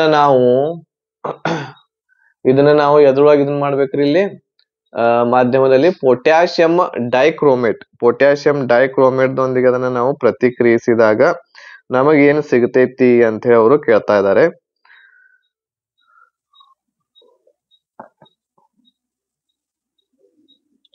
ಇದರೊಂದಿಗೆ ನಾವು ಇದನ್ನ ಪ್ರತಿಕ್ರಿಯಿಸಿದ್ವಿ ಅಂತಂದ್ರ ನಮಗ್ ಸಿಗುವಂತದ್ದ ಏನು ಅಂತಂದ್ರ ಇದರಲ್ಲಿ ನಮಗ್ ಸಿಗುವಂತದ್ದು ಎಥೆನಾಯಿಕ್ ಆಸಿಡ್ ಇರ್ತಕ್ಕಂಥದ್ದು ಸಿಗ್ತೈತಿ. ಏನ್ ಸಿಗ್ತೈತಿ ಇದರಲ್ಲಿ ನಮಗ? ಎಥೆನಾಯಿಕ್ ಆಸಿಡ್ ಇರ್ತಕ್ಕಂಥದ್ದು ಸಿಗ್ತೈತಿ. ಈ ಎಥೆನಾಯಿಕ್ ಆಸಿಡ್ ಗೆ ಇನ್ನೊಂದು ಹೆಸರು ಕೂಡ ಇದೆ, ಅದನ್ನ ನಾವು ಅಸಿಟಿಕ್ ಆಸಿಡ್ ಅಂತ ಕರಿತೀವಿ. ಅಸಿಟಿಕ್ ಆಸಿಡ್ ಅಂತ ಕರಿತೀವಿ, ಹೌದಾ? ಅಸಿಟಿಕ್ ಆಸಿಡ್ ದ ಸೂತ್ರ CH3COOH. ಇದು ಏನು ಅಂತಂದ್ರ ಅಸಿಟಿಕ್ ಆಸಿಡ್ ಆಗಿರ್ತೈತಿ, ಹೌದಾ? ಅಸಿಟಿಕ್ ಆಸಿಡ್ ಆಗಿರ್ತೈತಿ CH3COOH. ಸೊ ಇದರದ ಇನ್ನೊಂದು ಹೆಸರನ್ನ ಏನ್ ಬರ್ತೈತಿ? ಅಸಿಟಿಕ್ ಆಸಿಡ್ ದ ಇನ್ನೊಂದು ಹೆಸರು ಯಾವುದು? ಎಥೆನಾಯಿಕ್ ಆಸಿಡ್ ಅಂತ ನಾವು ಕರಿತಾ ಇದ್ದೇವೆ. ಯಾವಾಗ ನಾವು ಈ ಒಂದು ಆಮ್ಲೀಯ ಮಾಧ್ಯಮವಾಗಿರುವಂತಹ ಇದನ್ನ ನಾವು ಎಥೆನಾಲ್ ಅನ್ನ ಇಲ್ಲಿರುವಂತಹ ಪೊಟ್ಯಾಷಿಯಂ ಡೈಕ್ರೋಮೇಟ್ ನೊಂದಿಗೆ ಕಾಯಿಸಿದ್ವಿ ಅಂತಂದ್ರ ಅದರ ಕಾಯಿಸಿದ ಮೇಲೆ ನಮಗೆ ಏನು ಉತ್ಪನ್ನ ಸಿಗ್ತಾ ಇದೆ? ಇಲ್ಲಿ ಅಸಿಟಿಕ್ ಆಸಿಡ್ ನಮಗೆ ಸಿಗ್ತಾ ಇದೆ. ಬಟ್ ಇಲ್ಲಿ ಅಸಿಟಿಕ್ ಆಸಿಡ್ ಇದ್ರೊಳಗ ಆಪ್ಷನ್ ಇಲ್ಲ. ಈ ಅಸಿಟಿಕ್ ಆಸಿಡ್ ಗೆ ಇನ್ನೊಂದು ಹೆಸರು ಇರುವಂತದ್ದು ಯಾವುದು? ಎಥೆನಾಯಿಕ್ ಆಸಿಡ್ ಅಂತ ಕರಿತೀವಿ. ಆಪ್ಷನ್ ನಂಬರ್ 1 ಇದಕ್ಕ ಏನಾಗ್ತೈತಿ? ಸರಿ ಆನ್ಸರ್ ಇಲ್ಲಿ ಆಗ್ತೈತಿ. ನೆಕ್ಸ್ಟ್ ಪ್ರಶ್ನೆ ನೋಡ್ರಿ. ಸೈಟೋಪ್ಲಾಸಂ ನ ವಿವಿಧ ಪ್ರದೇಶಗಳ ನಡುವೆ ವಸ್ತುಗಳ ಸಾಗಾಣಿಕೆ ಯಾವ ಜೀವಕೋಶ ಅಂಗಕವು ಚಾನೆಲ್ ಆಗಿ ಕಾರ್ಯನಿರ್ವಹಿಸ್ತಾ ಇದೆ? ಸೊ ಯಾವಾಗ ನಾವು ಫುಡ್ ಅನ್ನ ಓಕೆ, ಸೊ ನೋಡ್ರಿ, ಈಗ ಒಂದು ಕೋಶ ಇದೆ, ಹೌದಾ? ಒಂದು ಕೋಶ ಇದೆ. ಈ ಕೋಶದಲ್ಲಿ ನ್ಯೂಕ್ಲಿಯಸ್ ಇರ್ತಾ ಇದೆ, ಆಮೇಲೆ ಬಹಳಷ್ಟು ಇನ್ನೂ ಕಣದಂಗಗಳು ಇರ್ತಾವೆ. ಇದರಲ್ಲಿ ಒಂದು ಎಂಡೋಪ್ಲಾಸ್ಮಿಕ್ ರೆಟಿಕ್ಯುಲಮ್ ಅಂತ ಇರ್ತೈತಿ. ಈ ಎಂಡೋಪ್ಲಾಸ್ಮಿಕ್ ರೆಟಿಕ್ಯುಲಮ್ ನ ಏನ್ ಮಾಡ್ತೈತಿ ಅಂತಂದ್ರ ಇದ್ರೊಳಗ ಈಗ ಒಂದು ಇಲ್ಲಿ ವಸ್ತು ಇದೆ ಅಂತ ಹೇಳಿ ತಿಳ್ಕೊಳ್ರಿ. ಇದು ಯಾವ್ದೋ ಒಂದು ವಸ್ತು ಐತಿ. ಈ ವಸ್ತು ಇದ್ದದ್ದು ಇಲ್ಲಿಂದ ಇಲ್ಲಿವರೆಗೆ ಚಲನೆ ಆಗ್ಬೇಕು ಅಂತಂದ್ರ ಸಹಾಯಕ ಯಾವ್ದಾಗ್ತೈತಿ ಹೇಳ್ರಿ? ಎಂಡೋಪ್ಲಾಸ್ಮಿಕ್ ರೆಟಿಕ್ಯುಲಮ್ ಇದ ಸಹಾಯಕ ಮಾಡ್ತೈತಿ. ಈ ರೀತಿ ಎಂಡೋಪ್ಲಾಸ್ಮಿಕ್ ರೆಟಿಕ್ಯುಲಮ್ ಒಂದು ಚಿತ್ರ ಇದರಲ್ಲಿ ನಾವು ನೋಡಬಹುದು. ಓಕೆ, ಸೊ ಹಾಗಾಗಿ ಇದಕ್ಕೆ ಸರಿ ಆನ್ಸರ್ ಯಾವುದು? ಇದರ ಒಳಗೆ ಚಲನೆ ಆಗ್ಬೇಕು ಅಂತಂದ್ರೆ ಏನಾರ ಒಂದು ಅದು ಯಾವ್ದು ಸಹಾಯಕ ಆಗ್ತೈತಿ? ಅದು ಎಂಡೋಪ್ಲಾಸ್ಮಿಕ್ ರೆಟಿಕ್ಯುಲಮ್ ಸಹಾಯಕಾರಿ ಆಗ್ತೈತಿ. ಆಪ್ಷನ್ ನಂಬರ್ ಸಿ ಇದಕ್ಕ ಸರಿ ಆನ್ಸರ್ ಇಲ್ಲಿ ಆಗ್ತಾ ಇದೆ. ನೆಕ್ಸ್ಟ್ ಪ್ರಶ್ನೆ. ಅಪರ್ಯಾಪ್ತ ಸಂಯುಕ್ತದ ದಹನದ ಸಮಯದಲ್ಲಿ ಡ್ಯಾಶ್ ಗಮನಿಸಲಾಗಿದೆ. ಈಗ ಅಪರ್ಯಾಪ್ತ ಅಂತಂದ್ರೆ ಏನ್ ಹೇಳ್ರಿ? ಇದಕ್ಕೆ ಏನಂತೀವಿ ನಾವು? Unsaturated compound. ಈಗಾಗಲೇ ನಿಮ್ಗ ಹೇಳೇನ್ ನಾನು ಏನು ಅಂತಂದ್ರೆ ಮೂರು ತರಹದ ಕಾರ್ಬನ್ ಗಳ ನಡುವೆ 2 ಬಾಂಡ್ ಮತ್ತು ಕಾರ್ಬನ್ ಗಳ ನಡುವೆ 3 ಬಾಂಡ್ ಇತ್ತು ಅಂತಂದ್ರೆ ಅದನ್ನ ಏನಂತ ಕರಿತೀವಿ ನಾವು? ಅನ್ಸ್ಯಾಚುರೇಟೆಡ್ ಕಾಂಪೌಂಡ್ ಅಂತ ಕರಿತೀವಿ. ಅದೇ ರೀತಿ ಕಾರ್ಬನ್ ಮತ್ತು ಕಾರ್ಬನ್ ಗಳ ನಡುವೆ ಒಂದು ಬಾಂಡ್ ಇತ್ತು ಅಂತಂದ್ರೆ ಅದಕ್ಕೆ ಏನಂತ ಕರಿತೀವಿ ನಾವು? ಸ್ಯಾಚುರೇಟೆಡ್ ಕಾಂಪೌಂಡ್ ಅಂತ ಕರಿತೀವಿ. ಯಾವಾಗ ಸ್ಯಾಚುರೇಟೆಡ್ ಕಾಂಪೌಂಡ್ ಉರಿತೈತಿ ಯಾವಾಗ ಹೆಂಗ್ ಇರ್ತೈತಿ ಅಂತಂದ್ರ ಅದರದ ಜ್ವಾಲೆ ಇರ್ತಕ್ಕಂಥದ್ದು ಶುದ್ಧವಾಗಿರುವಂತಹ ಜ್ವಾಲೆ ಇರ್ತೈತಿ. ಯಾವಾಗಿದು? ಸ್ಯಾಚುರೇಟೆಡ್ ಉರಿದಾಗ. ಈಗ ಇಲ್ಲಿ ಅನ್ಸ್ಯಾಚುರೇಟೆಡ್ ಇರ್ತಕ್ಕಂಥದ್ದು ಉರಿತು ಅಂತಂದ್ರ ಇದಕ್ಕೆ ಯಾವ ಬಣ್ಣ ಬರ್ತೈತಿ? ಯಾವ ಬಣ್ಣದ ಜ್ವಾಲೆ ಆಗಿರ್ತೈತಿ ಅಂತ ಕೇಳ್ಯಾರ. ಇದ್ರದ ಜ್ವಾಲೆ ಯಾವ್ದಾಗಿರ್ತೈತಿ? ಯೆಲ್ಲೋ ಫ್ಲೇಮ್ ಆಗಿರ್ತೈತಿ, ಹಳದಿ ಜ್ವಾಲೆ ಇದಕ್ಕ ಆಗಿರ್ತೈತಿ. ಆಪ್ಷನ್ ನಂಬರ್ ಡಿ ಇದಕ್ಕ ಸರಿ ಆನ್ಸರ್ ಇಲ್ಲಿ ಆಗ್ತೈತಿ. ಓಕೆನಾ? ರೈಟ್.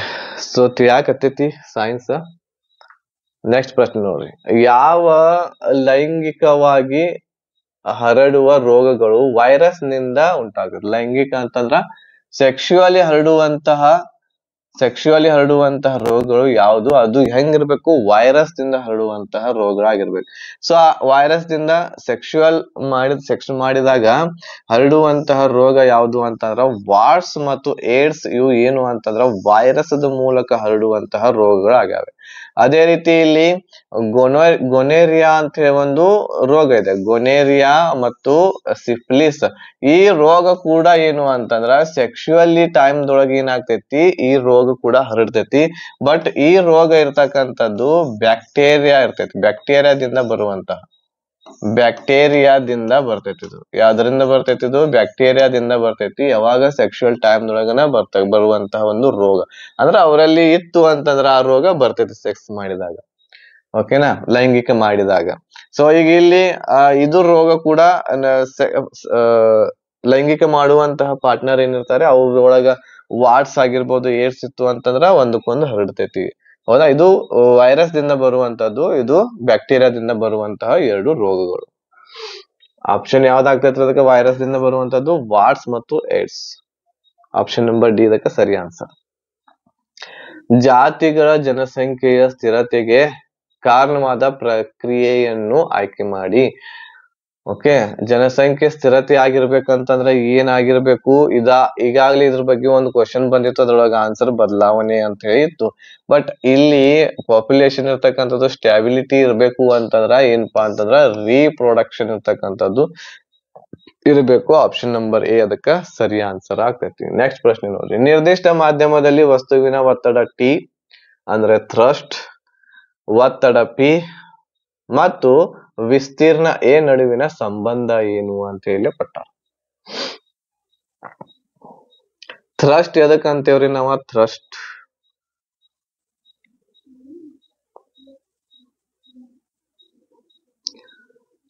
ಎದಕ್ಕಂತೇವಿ ನೋಡ್ರಿ. ಈಗ ಯಾವ್ದೇ ಒಂದು ವಸ್ತು ಐತಿ, ಆ ವಸ್ತುವಿನ ಸರ್ಫೇಸ್ ಅಂದ್ರ ತಳ.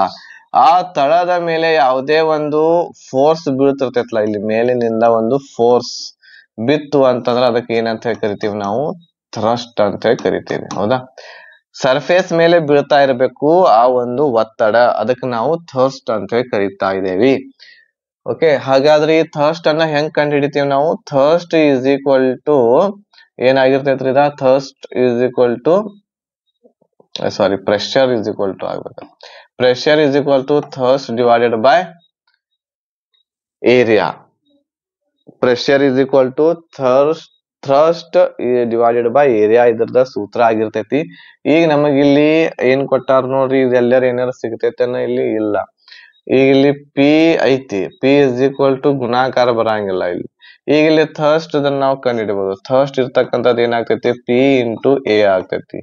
Thirst P into A, option number A ಇದಕ್ಕ ಸರಿ ಆನ್ಸರ್ ಇಲ್ಲಿ ಆಗ್ತೈತಿ. ಈ ಕೆಳಗಿನವುಗಳಲ್ಲಿ ಯಾವ ಅನ್ನು ಏನ್ರಿದ following is not use to make lenses. Okay, so lens ಗಳನ್ನ ತಯಾರು ಮಾಡ್ಲಿಕ್ಕೆ ಯಾವುದು ಇದರಲ್ಲಿ ಬಳಸಂಗಿಲ್ಲ ಅಂತ ಕೇಳ್ಯಾರ.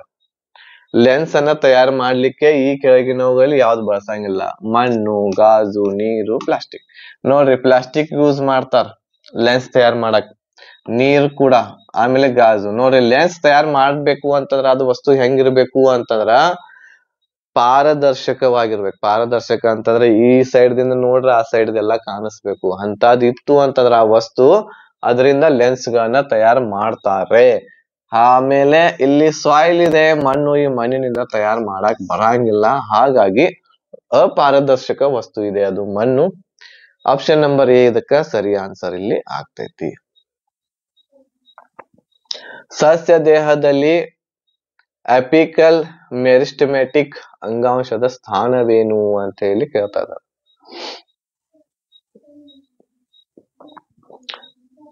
ಅಪಿಕಲ್ ಮೆರಿಸ್ಟೆಮೆಟಿಕ್ ಅಂಗಾಂಶ ಇದು ಏನು ಅಂತಂದ್ರ ಸಸ್ಯಗಳಲ್ಲಿ ಕಂಡು ಬರುವಂತಹ ಅಂಗಾಂಶಗಳು ಆಗ್ಯಾವೆ. ಹೌದಾ, ಸಸ್ಯಗಳಲ್ಲಿ ಕಂಡು ಬರುವಂತಹ ಅಂಗಾಂಶಗಳು 2 ಪ್ರಕಾರದ ಅಂಗಾಂಶಗಳು ಇರ್ತವೆ. ಇದರಲ್ಲಿ ಒಂದೇದ್ ಯಾವುದು ಅಂತಂದ್ರ ಮೆರಿಸ್ಮ್ಯಾಟಿಕ್ ಟಿಶ್ಯೂಸ್ ಇರ್ತಾವು. ಆಮೇಲೆ ಇನ್ನೊಂದ್ ಹೆಂಗಿರ್ತಾವು ಅಂತಂದ್ರ ಪರ್ಮನೆಂಟ್ ಪರ್ಮನೆಂಟ್ ಟಿಶ್ಯೂ. ಎರಡು ಪ್ರಕಾರದ ಟಿಶ್ಯೂಗಳು ಏನಪ್ಪಾ ಅಂತಂದ್ರ ಅಂಗಾಂಶಗಳು ಸಸ್ಯಗಳಲ್ಲಿ ಕಂಡು ಬರ್ತಾವ. ಈ ಮೆರಿಸ್ಮೆಟಿಕ್ ಟಿಶ್ಯೂಸ್ ಏನೈತಿ ಇದರಲ್ಲಿ ಮತ್ತೆ 3 ಪ್ರಕಾರಗಳು ಇರ್ತವೆ. ಈ 3 ಪ್ರಕಾರಗಳಲ್ಲಿ ಒಂದು ಪ್ರಕಾರ ಯಾವುದು ಅಂತಂದ್ರ ಇಲ್ಲಿ ಕೊಟ್ಟಾರ ಅವರು ಎಪಿಕಲ್ ಮೆರಿಸ್ಮೆಟಿಕ್ ಅಂಗಾಂಶ. ಇದು ಯಾವ ರೀತಿ ಇರ್ತೈತಿ ಅಂತಂದ್ರ ಇದು at the growing tips of the stem ಅಂತಂದ್ರೆ ಎಲ್ಲಿ ಕಾಂಡ ಇರ್ತೈತಿ ಆಮೇಲೆ ಎಲ್ಲಿ ಬೇರುಗಳು ಇರ್ತಾವೆ ಹೌದಾ, ಆ ಒಂದು ಜಾಗದಲ್ಲಿ ಏನ್ ಕಾಣ್ತೇವಿ ಅಂತಂದ್ರೆ ನಾವು ಎಪಿಕಲ್ ಮೆರಿಸ್ಮೆಟಿಕ್ ಅಂಗಾಂಶಗಳನ್ನ ಕಾಣ್ತೇವಿ. ಎಲ್ಲಿ ಸ್ಟೆಮ್ ಇದೆ ಆಮೇಲೆ ಎಲ್ಲಿ ರೂಟ್ಸ್ ಗಳು ಇರ್ತಾವು ಅಲ್ಲಿ ಏನ್ ಕಾಣ್ತೇವಿ ನಾವು ಇದು ಎಪಿಕಲ್ ಮೆರಿಸ್ಮೆಟಿಕ್ ಅಂಗಾಂಶ ಕಾಣ್ತಾ ಇದ್ದೇವೆ. ಹಾಗಾಗಿ ಇದಕ್ಕೆ 1ನೇ ಆಪ್ಷನ್ ಇರ್ತಕ್ಕಂಥದ್ದು ಸರಿ ಆನ್ಸರ್ ಇಲ್ಲಿ ಆಗುತ್ತೆ. ನೆಕ್ಸ್ಟ್ ಪ್ರಶ್ನೆ ನೋಡ್ರಿ, ಅಗ್ನಿಶಾಮಕ ಯಂತ್ರದ ಗುಂಡಿಯನ್ನು ಒತ್ತಿದಾಗ ಆಮ್ಲವು ಡ್ಯಾಶ್ ಡ್ಯಾಶ್ ನೊಂದಿಗೆ ಸೇರಿ ಇಂಗಾಲದ ಡೈಆಕ್ಸೈಡ್ ಅನ್ನ ಉತ್ಪಾದಿಸ್ತೈತಿ. ನೋಡ್ರಿ ಈ ಒಂದು ಇದೇನು ಅಗ್ನಿಶಾಮಕ ನೀವು ನೋಡಿರ್ಬಹುದು. ಈ ರೀತಿ ಅಗ್ನಿಶಾಮಕ ಇರ್ತೈತಿ, ಇಲ್ಲಿ ಒಂದು ನಾಬ್ ಇರ್ತಾ ಇದೆ, ಅಂದ್ರೆ ಒಂದು ಬಟನ್ ಇರ್ತಾ ಇದೆ. ಆ ಬಟನ್ ಅನ್ನ ಕ್ಲಿಕ್ ಮಾಡಿದಾಗ ಇಲ್ಲಿ ಇರುವಂತ ಗಾಜಿನೊಳಗೆ ಏನಿರ್ತೈತಿ ಅಂತಂದ್ರ H2SO4 ಇರ್ತಾ ಇದೆ. H2SO4 ಅಂತಂದ್ರೆ ಏನ್ ಇರ್ತೈತಿ ಹೇಳ್ರಿ, ಸಲ್ಫ್ಯೂರಿಕ್ ಆಸಿಡ್ ಇರ್ತಕ್ಕಂಥದ್ದು ಅದರಲ್ಲಿ ಇರ್ತಾ ಇದೆ. ಈ ಸಲ್ಫ್ಯೂರಿಕ್ ಆಸಿಡ್ ಇರ್ತಕ್ಕಂಥದ್ದು ನಾವು ಮೇಲೆ ಇರುವಂತಹ ಏನ್ ಗ್ಲಾಸ್ ಇರ್ತೈತಿ ಆ ಮೇಲೆ ಇರುವಂತಹ ಗ್ಲಾಸ್ ಇರ್ತಕ್ಕಂಥದ್ದು ಒಡಿತೈತಿ. ನಾವು ಇಲ್ಲಿ ಇದನ್ನ ಬಟನ್ ಅನ್ನ ಕ್ಲಿಕ್ ಮಾಡಿದ್ಮೇಲೆ ಮೇಲೆ ಇರುವಂತಹ ಗ್ಲಾಸ್ ಇರ್ತಕ್ಕಂಥದ್ದು ಒಡಿತೈತಿ. ಈ ಸಲ್ಫ್ಯೂರಿಕ್ ಆಸಿಡ್ ಏನಿರ್ತೈತಿ ಕೆಳಗ್ ಬೀಳ್ತೈತಿ. ಸೊ ಇಲ್ಲಿ ಕೆಳಗೆ ಏನಿರ್ತೈತಿ ಅಂತಂದ್ರ ಸೋಡಿಯಂ ಹೈಡ್ರೋಜನ್ ಕಾರ್ಬೋನೇಟ್ ಇರ್ತೈತಿ. ಸೋಡಿಯಂ ಹೈಡ್ರೋಜನ್ ಕಾರ್ಬೋನೇಟ್ ಇರ್ತೈತಿ. Sodium hydrogen carbonate. ಸೊ ಈ ಎರಡು ಕೂಡ್ಕೊಂಡಾಗ ನಮಗ್ ಏನ್ ಸಿಗತೈತಿ ಅಂತಂದ್ರ ಕಾರ್ಬನ್ ಡೈಆಕ್ಸೈಡ್ ಸಿಗ್ತೈತಿ. ಈ ಕಾರ್ಬನ್ ಡೈಆಕ್ಸೈಡ್ ಏನ್ ಮಾಡ್ತೈತಿ, ಬೆಂಕಿಯನ್ನ ನಂದಿಸುವಲ್ಲಿ ಸಹಾಯಕಾರಿ ಆಗಿರ್ತೈತಿ. ಬೆಂಕಿಯನ್ನ ನಂದಿಸ್ತೈತಿ. ಸೊ ಇದರಲ್ಲಿ ಏನೇನ್ ಇರ್ತೈತಿ, ಸಲ್ಫ್ಯೂರಿಕ್ ಆಸಿಡ್ ಇರ್ತೈತಿ, ಆಮೇಲೆ ಸೋಡಿಯಂ ಹೈಡ್ರೋಜನ್ ಕಾರ್ಬೋನೇಟ್ ಇರ್ತಾ ಇದೆ. ಆಪ್ಷನ್ ನಂಬರ್ ಸಿ ಇದಕ್ಕ ಸರಿ ಆನ್ಸರ್ ಇಲ್ಲಿ ಆಗುತ್ತೆ. ಚಿತ್ರ ನೋಡಬಹುದು, ನೀವು ಇಲ್ಲಿ ಚಿತ್ರ ನೋಡಬಹುದು. ಈ ಚಿತ್ರದಲ್ಲಿ ಇಲ್ಲಿ ನಿಮ್ಗ ಕಾಣ್ತೈತಿ. ಇದನ್ನ ನಾನು ಒಂದ್ ಸ್ವಲ್ಪ ಏನ್ ಮಾಡ್ತೀನಿ, ಇರೇಸ್ ಮಾಡ್ತೀನಿ. ನೋಡ್ರಿ ಇಲ್ಲಿ ಚಿತ್ರ ಇದೆ. ಈ ಚಿತ್ರದಲ್ಲಿ ಸ್ಪಷ್ಟವಾಗಿ ಇಲ್ಲಿ ಹೇಳಾರು, ಸ್ಪಷ್ಟವಾಗಿ ತಿಳಿತೈತಿ ನಮ್ಗ ಏನು ಅಂತಂದ್ರ ಇದು ಒಂದು ಅಗ್ನಿಶಾಮಕ ನಂದಕವಾಗಿರುವಂತದ್ದು. Okay, extinguisher. ಇಲ್ಲಿ ಕ್ಯಾಪ್ ಇದೆ. ಕ್ಯಾಪ್ ಅನ್ನ ತೆಗೆದ್ವಿ ಅಂತಂದ್ರ ಇಲ್ಲಿ ಬಾಟಲ್ ಗ್ಲಾಸ್ ಒಳಗೆ ಏನಿರ್ತೈತಿ, ಒಂದು ಸಲ್ಫ್ಯೂರಿಕ್ ಆಸಿಡ್ ಇರ್ತೈತಿ. ಇದರಲ್ಲಿ ಏನಿರ್ತೈತಿ, ಬೇಕಿಂಗ್ ಸೋಡಾ, ಸೋಡಿಯಂ ಬೈಕಾರ್ಬೋನೇಟ್ ಇವೆಲ್ಲ ಮಿಕ್ಸ್ ಇರ್ತಾವ ಅಂತಂದ್ರ ಅದ ಏನು ಇಲ್ಲಿ ಸೋಡಿಯಂ ಹೈಡ್ರೋಜನ್ ಕಾರ್ಬೋನೇಟ್ ಇರ್ತಾ ಇದೆ. ಇದು ಕೆಳಗ್ ಬಿತ್ತು ಅಂತಂದ್ರ ಅವಾಗ ನಮಗ್ ಏನ್ ಸಿಗ್ತೈತಿ ನೋಡ್ರಿ, ಇಲ್ಲಿ NaHCO3 ದಲ್ಲಿ H2SO4 ಕೂಡಿದಾಗ ಅವಾಗ ನಮಗ್ ಏನ್ ಸಿಗತೈತಿ, ಇಲ್ಲಿ NaHSO4 ಸಿಗತೈತಿ. ಆಮೇಲೆ ಇಲ್ಲಿ ಕಾರ್ಬನ್ ಡೈಆಕ್ಸೈಡ್ ಸಿಗ್ತಾ ಇದೆ. ಆಮೇಲೆ ನೀರು ಕೂಡ ಇದ್ರೊಳಗ ಉತ್ಪತ್ತಿ ಆಗ್ತಾ ಇದೆ. ಓಕೆನಾ, ರೈಟ್. ಯಾವ ಆನ್ಸರ್ ಇದಕ್ಕ? ಆಪ್ಷನ್ ನಂಬರ್ ಸಿ ಏನಾಗುತ್ತೆ ಸರಿ ಆನ್ಸರ್ ಇದೆ. ಈ ಕೆಳಗಿನವುಗಳಲ್ಲಿ ಯಾವುದು ಜೀರ್ಣವಾದ ಮತ್ತು ಹೀರಿಕೊಳ್ಳಲ್ಪಟ್ಟ ಕೊಬ್ಬನ್ನು ಕರುಳಿನಿಂದ ಸಾಗಿಸ್ತಾ ಇದೆ? ನೋಡ್ರಿ, ಯಾವಾಗ ನಾವು ಆಹಾರವನ್ನ ಸೇವಿಸ್ತೇವಿ, ಆಹಾರವನ್ನ ಸೇವಿಸಿದ ಮೇಲೆ ಈ ಆಹಾರ ಎಲ್ಲಿಗೆ ಹೋಗ್ತೈತಿ, ಜಠರದೊಳಗ ಹೋಗ್ತೈತಿ. ಇದಾದ್ಮೇಲೆ ಏನಿರ್ತೈತ್ರಿ, ಇಲ್ಲಿ ಸಣ್ಣ ಕರಳು, ದೊಡ್ಡ ಕರಳು ಈ ರೀತಿ ಹೋಗ್ತೈತಿ. ಈ ಸಣ್ಣ ಕರಳು ಏನೈತಿ, ಸಣ್ಣ ಕರಳದೊಳಗ ಕಂಪ್ಲೀಟ್ ಪಚನ ಕ್ರಿಯೆ ಮುಕ್ತಾಯ ಆಗ್ತೈತಿ. ಕಂಪ್ಲೀಟ್ ಪಚನ ಕ್ರಿಯೆ ಮುಕ್ತಾಯ ಆದ್ಮೇಲೆ ಇದರಿಂದ ಏನ್ ನಾವು ತಿಂದಿರ್ತೇವಿ, ಕೊಬ್ಬು ಆಗಿರ್ಬಹುದು, ಫ್ಯಾಟ್ ಹೌದಾ, ಆಮೇಲೆ ಪ್ರೋಟೀನ್ ಆಗಿರ್ಬಹುದು, ಕಾರ್ಬೋಹೈಡ್ರೇಟ್ಸ್, ಇಲ್ಲಿ ಏನೇನ್ ತಿಂದಿರ್ತೀವಿ ಅದೆಲ್ಲ ಪಚನ ಆಗ್ತೈತಿ. ಇಲ್ಲಿ ಪಚನ ಆದ್ಮೇಲೆ ಇಲ್ಲಿಂದ ಏನಾಗ್ತೈತಿ, ಇಲ್ಲಿ ಕೊನೆಯ ಭಾಗ ವಿಲ್ಲೆ ಅಂತ ಬರ್ತೈತಿ. ಎದ್ರೊಳಗ ಸಣ್ಣ ಕರಳೊಳಗ ಅದು ಎಲ್ಲ ಹೀರ್ಕೊಂಡು ರಕ್ತದೊಳಗ ಸೇರಿಸ್ತೈತಿ. ಹೌದಾ, ರಕ್ತದೊಳಗೆ ಸೇರಿಸಿ ನಮ್ಮ ದೇಹದ ಎಲ್ಲಾ ಅಂಗಗಳಿಗೆ ಎಲ್ಲ ಕಡೆ ಏನಪ್ಪಾ ಅಂತಂದ್ರ ರಕ್ತ ಇರ್ತಕ್ಕಂಥದ್ದು ಅದನ್ನ ತೆಗೆದುಕೊಂಡು ಹೋಗ್ತೈತಿ. ಬಟ್ ಇಲ್ಲಿ ಏನಾಗ್ತೈತಿ ಅಂತಂದ್ರ ಜೀರ್ಣವಾದ ಮತ್ತು ಹೀರಿಕೊಳ್ಳಲ್ಪಟ್ಟ ಕೊಬ್ಬನ್ನು ಕರುಳಿನಿಂದ ಸಾಗಿಸುವಂತಹ ಇನ್ನೊಂದು ಏನಪ್ಪಾ ಅಂತಂದ್ರ ರಸ ಇರ್ತೈತಿ, ರಕ್ತದ ತರಹನೇ ನಮ್ಮ ಶರೀರದೊಳಗ ಓಡಾಡ್ತಿರ್ತೈತಿ. ಅದನ್ನ ನಾವು ದುಗ್ಧ ರಸ ಅಂತ ಕರಿತೀವಿ. ಸೊ ಈ ಲಿಂಪ್ ಇರ್ತಕ್ಕಂಥದ್ದು ಏನ್ ಮಾಡ್ತೈತಿ, ಜೀರ್ಣವಾಗಿರುವ ಮತ್ತು ಹೀರಿಕೊಳ್ಳಲ್ಪಟ್ಟಿರುವಂತಹ ಕೊಬ್ಬನ್ನ ಕರುಳಿನಿಂದ ನಮ್ಮ ದೇಹದ ಎಲ್ಲ ಭಾಗಗಳಿಗೆ ಏನ್ ಮಾಡ್ತೈತಿ, ಅದು ಸಾಗಿಸ್ತೈತಿ.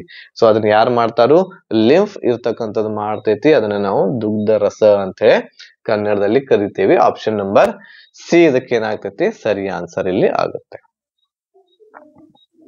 4 ಡಯಾಪ್ಟರ್ ಪವರ್ ಹೊಂದಿರುವ ಮಸೂರದ ಪ್ರಧಾನ ಅಕ್ಷದ ಮೇಲೆ 30 ಸೆಂಟಿಮೀಟರ್ ದೂರದಲ್ಲಿ ಒಂದು ವಸ್ತುವನ್ನು ಇರಿಸಿದಾಗ ಉಂಟಾಗುವ ಚಿತ್ರ ಹೆಂಗಿರ್ತೈತಿ ಅಂತ ಇಲ್ಲಿ ಕೇಳ್ಯಾರ. ಸೊ ಇದ್ರೊಳಗೆ 4 ಡಯಾಪ್ಟರ್ ಅಂತಂದ್ರೆ ಇಲ್ಲಿ ಲೆನ್ಸ್ ದ ಪವರ್ ಇರ್ತಕ್ಕಂಥದ್ದು ನಮಗ ಕೊಟ್ಟಾರ. ಹೌದಾ, ಲೆನ್ಸ್ ದ ಪವರ್ ಎಷ್ಟು ಕೊಟ್ಟಾರ, ಇಲ್ಲಿ 4 ಡಯಾಪ್ಟರ್ ಇರ್ತಕ್ಕಂಥದ್ದು ಕೊಟ್ಟಾರ. ಹಾಗಾದ್ರೆ ಇಲ್ಲಿ ಫೋಕಲ್ ಲೆಂತ್ ಇರ್ತಕ್ಕಂಥದ್ದು ಹೆಂಗ್ ತೆಗಿತೀವಿ ನಾವು, focal length. So focal length ಇರ್ತಕ್ಕಂಥದ್ದು ಫೋಕಲ್ ಲೆಂತ್ ತೆಗಿಬೇಕು ಅಂತಂದ್ರೆ 1/, ಇಲ್ಲಿ ಏನಿರ್ತೈತಿ ಅದರ ಒಂದು ಪವರ್ ಎಷ್ಟಿದೆ, ಪವರ್ 4 ಡಯಾಪ್ಟರ್ ಇದೆ. ಇದನ್ನ ಗುಣಿಸ್ರಿ, ಎಷ್ಟು ಬರ್ತೈತಿ ಇದು 0.2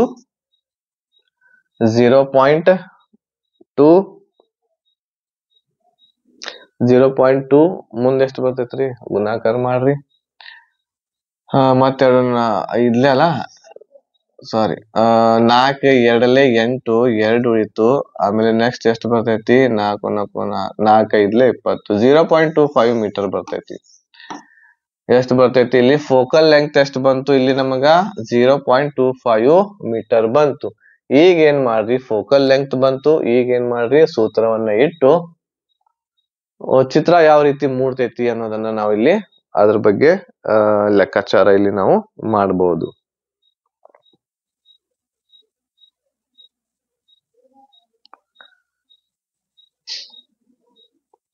ಸೂತ್ರ ಏನೈತ್ರಿ ಇದ್ರದ, 1/f is equal to 1/v minus 1/u. F ಸೂತ್ರ ಎಷ್ಟು ಬಂತ್ರಿ ಇಲ್ಲಿ, ಎಫ್ ಎಷ್ಟು ಬಂತು 0.25 ಅಲ್ಲ. ಮಾಡ್ರಿ ನೋಡೋಣ, ಒಂದ್ ಸ್ವಲ್ಪ ಸಾಲ್ವ್ ಮಾಡ್ರಿ. ಇಲ್ಲಿ ಯು ಎಷ್ಟಿದೆ, ವಿ ಎಷ್ಟಾಗುತ್ತೆ ನೋಡ್ರಿ. ಯು ಎಷ್ಟಿದೆ, ಯು 30 ಕೊಟ್ರ -30 ಇಟ್ಕೊಡ್ರಿ ಅದನ್ನ.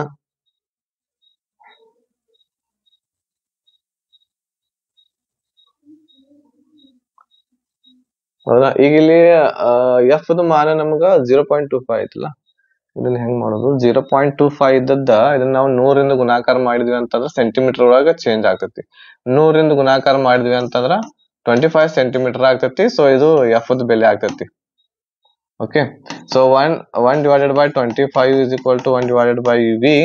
ಇಲ್ಲಿ ಎಷ್ಟಿದೆ, ಮೈನಸ್ ಯಾವಾಗ್ಲೂ ಯುದ್ ಬೆಲೆ ಮೈನಸ್ ಆಗಿರ್ತೈತಿ. 30 ಮೈನಸ್ ತಗೋಬೇಕಾಗ್ತೈತಿ. ಬಟ್ ಇಲ್ಲಿ ಮೈನಸ್ ಪ್ಲಸ್ ಆಯ್ತು. ಸೊ ಇಲ್ಲಿ 1/, ಎಷ್ಟು ಆತ್ರದ 30 ಆಯ್ತು. 1/v is equal to 1/30 minus 1/25 ಎಷ್ಟು ಬರ್ತೈತಿ, 30 ಮತ್ತು 25ರ LCM.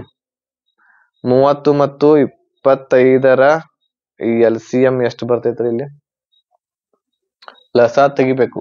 ಲಸ ಎಷ್ಟು ಬರ್ತೈತಿ ಅದ್ರದ 150 ಬರ್ತೈತಿ. 150 3 5 15 3 5 15 25 ಎಷ್ಟಲೆ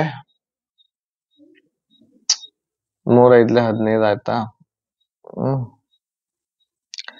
25 4 5 6 ಎಷ್ಟು ಬಂತು ಇಲ್ಲಿ 5 - 6 ಅಂತಂದ್ರ -1/, ಕರೆಕ್ಟ್ ಅಲ್ಲ,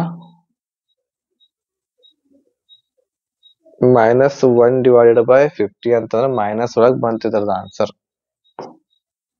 -150 ಏನ್ ಬಂತಿದ್ದು, ವಿ ಯ ಬೆಲೆ ಬಂತಲ್ಲ. -150 ಇರ್ತಕ್ಕಂಥದ್ದು ವಿ ಯ ಬೆಲೆ ಬಂತು.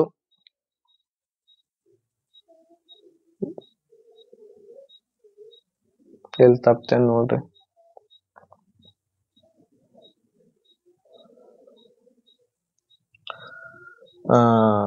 ಮೈನಸ್ 25 6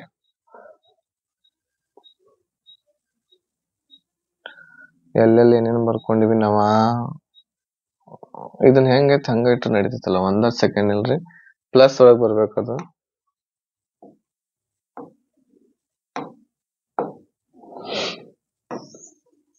ಕ್ಯಾಲ್ಕುಲೇಷನ್ ಸ್ವಲ್ಪ ತಪ್ಪಾಗಿದೆ, ಒಂದ ನಿಮಿಷ ನಿಲ್ಸಿ.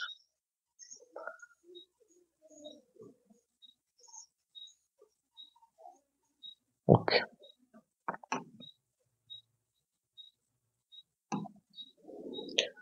ಎಷ್ಟು ಬಂತಿದ್ದು? 1/v is equal to 1/30 minus ಆಗಲ್ಲ, ಹಿಂಗೆ ಮಾಡಿದಲ್ಲ 1/25 ನ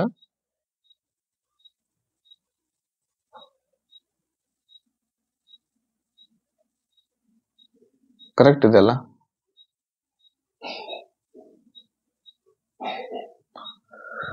ಓಕೆ, ನೋಡ್ರಿ ಎಷ್ಟು ಬರ್ತೈತಿ ಇದ್ರದ. ದೀಡ್ಸೆ ಬಂತು ಇಲ್ಲಿ.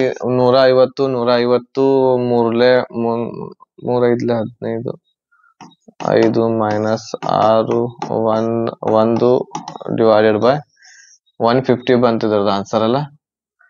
So V is equal to ಏನ್ ಬರ್ತೈತಿ? V is equal to 150. ಹೌದಾ, -1 ಡಿವೈಡೆಡ್ ಬೈ 150. ವಿ ಬೆಲೆ ಎಷ್ಟು ಬಂತು ಇಲ್ಲಿ? ಪ್ಲಸ್ 150 ಬಂತೈತಿ. ಕರೆಕ್ಟ್ ಇದೆ, ಪ್ಲಸ್ 150 ಇದ್ರದ ಆನ್ಸರ್ ಬಂತು. ಈಗ ಇಲ್ಲಿ ನಾವ್ ಏನ್ ಮಾಡ್ಬೇಕು ಅಂತಂದ್ರೆ ಮ್ಯಾಗ್ನಿಫಿಕೇಶನ್ ಇರ್ತಕ್ಕಂಥದ್ದು ಕಂಡು ಹಿಡಿಬೇಕು. ಇದ್ರದ್ದು ಮ್ಯಾಗ್ನಿಫಿಕೇಶನ್ ಮೇಲೆ ನಾವ್ ಏನ್ ಮಾಡಬಹುದು, ಕಂಡು ಹಿಡಿಬಹುದು. ಇದು ನಾವು ಮ್ಯಾಗ್ನಿಫಿಕೇಶನ್ ಏನಾಗಿರ್ತೈತಿ ಇಲ್ಲಿ? U divided by V divided by U ಆಗಿರ್ತೈತಿ. ವಿ ಎಷ್ಟು ಬಂತು ಇಲ್ಲಿ? 150 ಬಂತು. ಯು ಎಷ್ಟಿದೆ? -30 ಇದೆ. 0 0 ಹೋತು, 5 ಬಂತು, -5 ಬಂತು. ಮೈನಸ್ ಯಾವಾಗ ಆನ್ಸರ್ ಮೈನಸ್ ಬರ್ತೈತಿ ಅವಾಗ ಏನಾಗಿರ್ತೈತ್ರಿ? ಚಿತ್ರ ಇರ್ತಕ್ಕಂಥದ್ದು ಉಲ್ಟಾ ಆಗಿರ್ತೈತಿ. ಮೈನಸ್ ಒಳಗ ಆನ್ಸರ್ ಬಂತು ಅಂತಂದ್ರೆ ಚಿತ್ರ ಹೆಂಗ್ ಮೂಡಿರ್ತೈತಿ? ಅದು ಉಲ್ಟಾ ಆಗಿರ್ತೈತಿ. ನೈಜವಾಗಿರುವಂತಹ, ಇನ್ವರ್ಟೆಡ್ ಆಗಿರುವಂತಹ, ತಲೆ ಕೆಳಗಾಗಿರುವಂತಹ, ವಾಸ್ತವವಾಗಿರುವಂತಹ ಚಿತ್ರ ಮೂಡ್ತೈತಿ. ಆಪ್ಷನ್ ನಂಬರ್ ಸಿ ಇದಕ್ಕ ಸರಿ ಆನ್ಸರ್ ಇಲ್ಲಿ ಆಗ್ತೈತಿ. 10 ಓಂನ ಪ್ರತಿರೋಧಕ ಎ ಅನ್ನು 20 ಓಂನ ಕ್ಯೂ ಪ್ರತಿರೋಧ ಬಿ ಮತ್ತು 6 ವ್ಯಾಟ್ ಬ್ಯಾಟರಿಯೊಂದಿಗೆ ಸರಣಿಯಲ್ಲಿ ಸಂಪರ್ಕಿಸಲಾಗಿದೆ. ಎ ಮತ್ತು ಬಿ ಗಳಾದ್ಯಂತ ವಿಭವ ವ್ಯತ್ಯಾಸವನ್ನು ಕ್ರಮವಾಗಿ ಯಾವ್ದು ಬರ್ತೈತಿ ಅನ್ನೋದನ್ನ ಇಲ್ಲಿ ಕಂಡುಹಿಡಿಬೇಕು. V is equal to IR ಅನ್ನ ಕಂಡುಹಿಡಿಬೇಕು ಇಲ್ಲಿ. ಹೌದಾ, V is equal to IR. So ಇಲ್ಲಿ ಏನ್ ಮಾಡ್ಯಾರು ಅಂತಂದ್ರ ಎರಡು ಏನ್ ಮಾಡ್ಯಾರ? ರೆಸಿಸ್ಟೆನ್ಸ್ ಇರ್ತಕ್ಕಂಥದ್ದು ತಗೊಂಡಾರ. 2 ರೆಸಿಸ್ಟೆನ್ಸ್ ಇರ್ತಕ್ಕಂಥದ್ದು ತಗೊಂಡು ಇಲ್ಲಿ ಏನ್ ಮಾಡ್ಯಾರ? ಒಂದು ಬ್ಯಾಟ್ರಿಯೊಂದಿಗೆ ಏನ್ ಮಾಡ್ಯಾರು? ಜಾಯಿಂಟ್ ಇರ್ತಕ್ಕಂಥದ್ದು ಮಾಡ್ಯಾರ. ಒಂದು ರೆಸಿಸ್ಟೆನ್ಸ್ ಇರ್ತಕ್ಕಂಥದ್ದು ಎಷ್ಟೈತಿ? 10 ಓಮ್ಸ್ ಇದೆ. ಆಮೇಲೆ ಇನ್ನೊಂದು ಎಷ್ಟೈತಿ? 20 ಓಮ್ದ ರೆಸಿಸ್ಟೆನ್ಸ್ ಇಲ್ಲಿ ಇದೆ. ಈಗ ಇಲ್ಲಿ 6 ವ್ಯಾಟ್ ಒಂದು ಬ್ಯಾಟ್ರಿ ಅನ್ನೋದಕ್ಕೆ ಅಟ್ಯಾಚ್ ಮಾಡ್ಯಾರು. ಇಲ್ಲಿಂದ ಎಷ್ಟು ಕರೆಂಟ್ ಪಾಸ್ ಆಗ್ತೈತಿ ಮೊದಲು ನಾವು ಕಂಡು ಹಿಡಿಬೇಕು. ಅಂದ್ರೆ ಐ ಬೆಲೆಯನ್ನ ನಾವು ಏನ್ ಮಾಡ್ಬೇಕು? ಇಲ್ಲಿ ಮೊಟ್ಟ ಮೊದಲನೇದಾಗಿ ಕಂಡು ಹಿಡಿಬೇಕು. ಐ ಬೆಲೆಯನ್ನ ಕಂಡು ಹಿಡೀರಿ, ನೋಡೋಣ ಮುಂದಿರ್ತಕ್ಕಂಥದ್ದು ಆನ್ಸರ್ ಇಲ್ಲಿ ಬರುತ್ತೆ.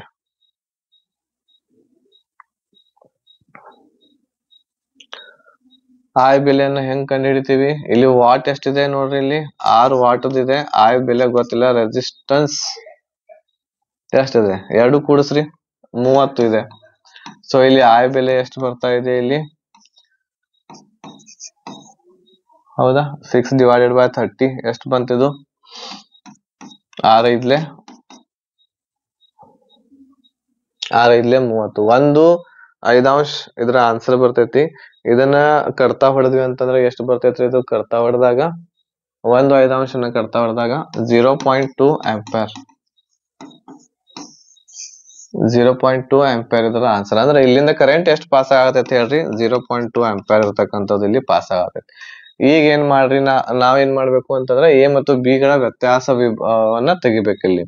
ಸೊ ಇಲ್ಲಿ V is equal to IR. So ಇಲ್ಲಿ ವಿ ಬೆಲೆ ಎಷ್ಟೈತಿ? 6 ಐತಿ.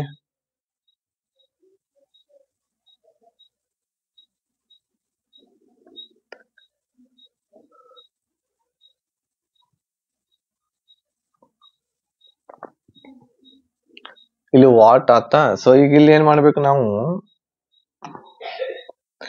ಈ ವಾಟ್ ಎಷ್ಟು ಇಲ್ಲಿಂದ ಇದಕ್ಕೆ ಎಷ್ಟು ವಾಟ್ ಹೊಂಟೈತಿ, ಇದಕ್ಕೆ ಎಷ್ಟು ವಾಟ್ ಬರ್ತೈತಿ ಅನ್ನೋದನ್ನ ಕಂಡು ಹಿಡಿಬೇಕು. ಇಲ್ಲಿ ವಿ ಬೆಲೆಯನ್ನ ಕಂಡು ಹಿಡಿಬೇಕು.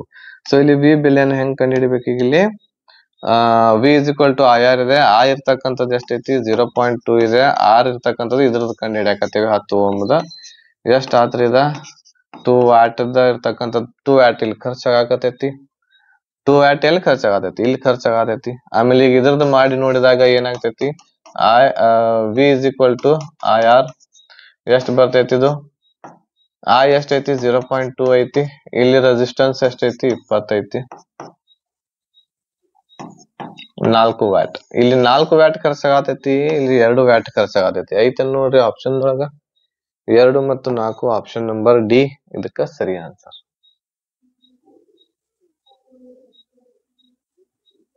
ಯಾವ ಸೂತ್ರವು ಅಪರ್ಯಾಪ್ತ ಇಂಗಾಲದ ಸಂಯುಕ್ತಕ್ಕೆ ಸೇರಿದೆ? ಅಪರ್ಯಾಪ್ತ ಅನ್ಸ್ಯಾಚುರೇಟೆಡ್ ಕಾರ್ಬನ್ ಕಾಂಪೌಂಡ್ ಕ ಇದು ಸೇರೈತಿ ಯಾವುದು ಅಂತ ಹೇಳಿ ಇಲ್ಲಿ ನಾವು ಕಂಡುಹಿಡಿಬೇಕು.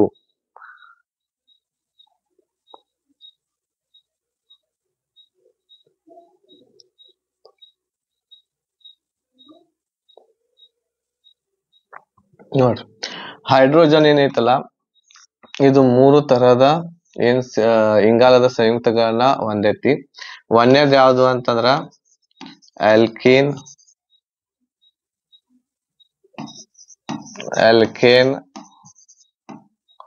ಸಾರಿ ಇದು ಆಲ್ಕೇನ್ ಇಲ್ಲಿ ಬರ್ಬೇಕು, ಒಂದ್ ನಿಮಿಷ.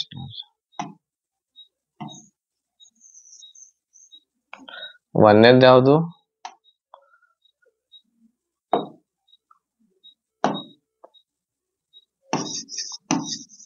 ಆಲ್ಕೀನ್ ಆಮೇಲೆ ಆಲ್ಕೈನ್ ಅನ್ನುವಂತಹ 3 ಹೈಡ್ರೋಜನ್ ಇರ್ತಕ್ಕಂಥದ್ದು ನಾವಿಲ್ಲಿ ನೋಡ್ಲಿಕ್ಕೆ ಸಿಗ್ತಾ ಇದೆ. ಈಗ ಇಲ್ಲಿ ಇವುಗಳ ಒಂದು ಸ್ಯಾಚುರೇಟೆಡ್ ಯಾವುದು ಅನ್ಸ್ಯಾಚುರೇಟೆಡ್ ಯಾವುದು ಅಂತ ಹೇಳಿ ಹೆಂಗ್ ಕಂಡುಹಿಡಬೇಕು. ಈಗ ನಿಮ್ಗೆ ನಾನು ಸ್ಯಾಚುರೇಟೆಡ್ ಅಂತಂದ್ರೆ ಹೆಂಗಿರ್ತೈತಿ ಹೇಳ್ರಿ, ಸ್ಯಾಚುರೇಟೆಡ್ ಅಂತಂದ್ರೆ ಸಿಂಗಲ್ ಬಾಂಡ್ ಇರ್ತೈತಿ. ಆಮೇಲೆ ಡಬಲ್ ಮತ್ತು ಟ್ರಿಬಲ್ ಬಾಂಡ್ ಇತ್ತು ಅಂತಂದ್ರೆ ಅದು ಅನ್ಸ್ಯಾಚುರೇಟೆಡ್ ಇರ್ತಕ್ಕಂಥದ್ದು ಇರ್ತಾ ಇದೆ, ಹೌದಾ. ಸೊ ಇಲ್ಲಿ ಅಲ್ಕೇನ್ ದೊಳಗೆ ಏನಿರ್ತೈತಿ ಅಂತಂದ್ರ ಇದರಲ್ಲಿ ಕಾರ್ಬನ್ ಮತ್ತು ಕಾರ್ಬನ್ ಅಂತ ಸಿಂಗಲ್ ಬಾಂಡ್, ಇದರಲ್ಲಿ ಡಬಲ್ ಬಾಂಡ್ ಇರ್ತೈತಿ. ಇದರಲ್ಲಿ ಅಲ್ಕೈನ್ ಒಳಗೆ ಏನಿರ್ತೈತಿ ಟ್ರಿಬಲ್ ಬಾಂಡ್ ಇಲ್ಲಿ ನಮ್ಗೆ ನೋಡ್ಲಿಕ್ಕೆ ಸಿಗ್ತಾ ಇದೆ, ಹೌದಾ. ಸೊ ಈಗ ಇಲ್ಲಿ ನಾವು ಇದ್ರೊಳಗೆ ಯಾವ್ದು ಅಲ್ಕೈನ್ ಇದೆ, ಆಮೇಲೆ ಇದರಲ್ಲಿ ಯಾವ್ದು ಆಲ್ಕೀನ್ ಇದೆ, ಆಮೇಲೆ ಯಾವ್ದು ಅಲ್ಕೈನ್ ಇದೆ ಅನ್ನೋದನ್ನ ಹೆಂಗ್ ಕಂಡು ಹಿಡಿಬೇಕು. ಇದನ್ನ ಕಂಡು ಹಿಡಿಬೇಕು ಅಂತಂದ್ರೆ ಇವುಗಳ ಸೂತ್ರ ನಮ್ಗೆ ಗೊತ್ತಿರ್ಬೇಕಾಗ್ತತಿ. CnH2n+2 ಇದು ಏನು ಅಂತಂದ್ರೆ ಆಲ್ಕೇನ್ ಅನ್ನ ಕಂಡು ಹಿಡಿಯುವಂತಹ ಸೂತ್ರ. ಅದೇ ರೀತಿ ಆಲ್ಕೀನ್ ಅನ್ನ ಕಂಡು ಹಿಡಿಬೇಕು ಅಂತಂದ್ರೆ ಅದರದ್ದು ಕೂಡ ನಿಮ್ಗೆ ಸೂತ್ರ ಗೊತ್ತಿರ್ಬೇಕಾಗ್ತತಿ. CnH2n ಇದರ ಸೂತ್ರ ಆಗಿರ್ತೈತಿ. ಆಲ್ಕೇನ್ ಕಂಡು ಹಿಡಿಬೇಕು, ಯಾವ್ದಿದ್ರಲ್ಲಿ ಆಲ್ಕೇನ್ ಐತಿ ಅಂತ ಕಂಡು ಹಿಡಿಬೇಕು ಅಂತಂದ್ರೆ ಅದ್ರ ಸೂತ್ರ ಏನಿರ್ತೈತಿ, CnH2n-2 ಇದರದ ಸೂತ್ರ ಇಲ್ಲಿ ಇರ್ತಾ ಇದೆ. ಈಗ ಈ ಸೂತ್ರಗಳಲ್ಲಿ ಇವುಗಳನ್ನ ಹಾಕ್ರಿ, ಯಾವುದು ಅನ್ಸ್ಯಾಚುರೇಟೆಡ್ ಇದೆ ಅನ್ನೋದನ್ನ ನಮ್ಗ ಗೊತ್ತಾಗ್ತೈತಿ. ಈಗ ನೋಡ್ರಿ, ಇದ್ರೊಳಗ ನಾವು ಈ ಸೂತ್ರವನ್ನ ಇದರಲ್ಲಿ ಹಾಕಿದ್ವಿ ಅಂತಂದ್ರ ಇದರಲ್ಲಿ n ಬೆಲೆ 4 ತಗೊಂಡ್ವಿ ಅಂತಂದ್ರ 4 ಎಷ್ಟು ಬಂತದು, 4 2 8 9 1 10 ಬಂತು ಅಂತಂದ್ರೆ ಇದು ಒಂದು ಸ್ಯಾಚುರೇಟೆಡ್. ಇದು ಏನಿದು ಸ್ಯಾಚುರೇಟೆಡ್, ಈ ಸೂತ್ರಕ್ಕೆ ಹೋಲಾಕತೈತ. ಇಲ್ಲಿ ನೋಡ್ರಿ 3 ಮತ್ತು 8 ಇದೆ. ಸೊ ಇಲ್ಲಿ 3 ತಗೊಂಡ್ವಿ ಅಂತಂದ್ರ 3 2 6 7 8 ಇದು ಕೂಡ ಒಂದು ಸ್ಯಾಚುರೇಟೆಡ್ ಇದೆ. ಇಲ್ಲಿ 2 ಮತ್ತು 4 ಇದೆ, ಇಲ್ಲಿ 2 ಬಂತು, 2 2 4 5 ಇದು 6 ಆಗ್ಬೇಕು. ಇದು 6 ಆಗ್ತಿತ್ತು ಅಂತಂದ್ರೆ ಸ್ಯಾಚುರೇಟೆಡ್ ಇರ್ತಿತ್ತು. ಬಟ್ ಇದು ಏನಿದೆ, ಇದು ಅನ್ಸ್ಯಾಚುರೇಟೆಡ್ ಆಗಿದೆ. ಇದು ನೋಡ್ರಿ 2 2 2 4 5 6 ನೋಡ್ರಿ, ಇದು 6 ಇದೆ, ಇದು ಸ್ಯಾಚುರೇಟೆಡ್. ಇದರಲ್ಲಿ ಅನ್ಸ್ಯಾಚುರೇಟೆಡ್ ಯಾವ್ದಂತ ಹೇಳಿ ಕೇಳ್ಯಾರ, ಆಪ್ಷನ್ ನಂಬರ್ ಸಿ ಇದಕ್ಕ ಏನು ಅಂತಂದ್ರ ಸರಿ ಆನ್ಸರ್ ಇಲ್ಲಿ ಆಗ್ತೈತಿ. ಓಕೆ, ಇವುಗಳನ್ನ ಗೊತ್ತಿರ್ಬೇಕು, ಆಲ್ಕೇನು, ಆಲ್ಕೈನು, ಆಮೇಲೆ ಆಲ್ಕೈನ್ ಅನ್ನುವಂಥದ್ದು.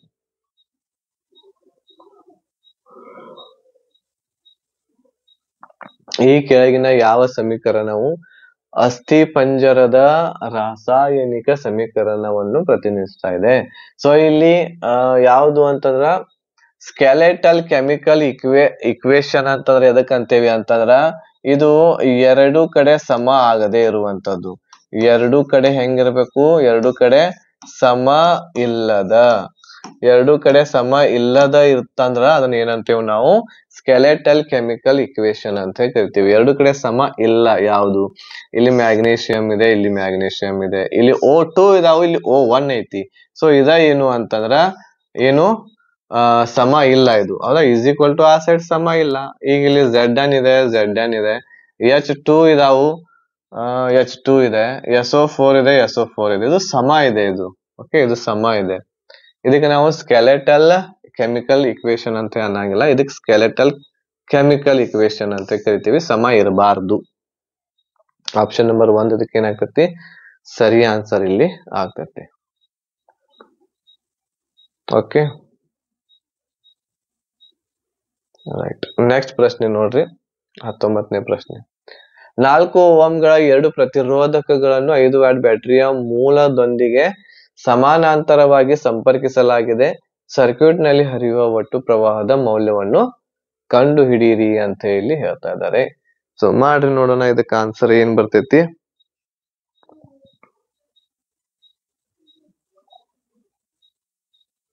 ಯಾವ ಸೂತ್ರ ಹಚ್ಬೇಕ್ರಿ ಇದಕ್ಕ? V is equal to IR. V is equal to IR. ಪ್ರವಾಹವನ್ನ ಅನ್ನ ಕಂಡುಹಿಡಿಬೇಕು. ಹೌದಾ?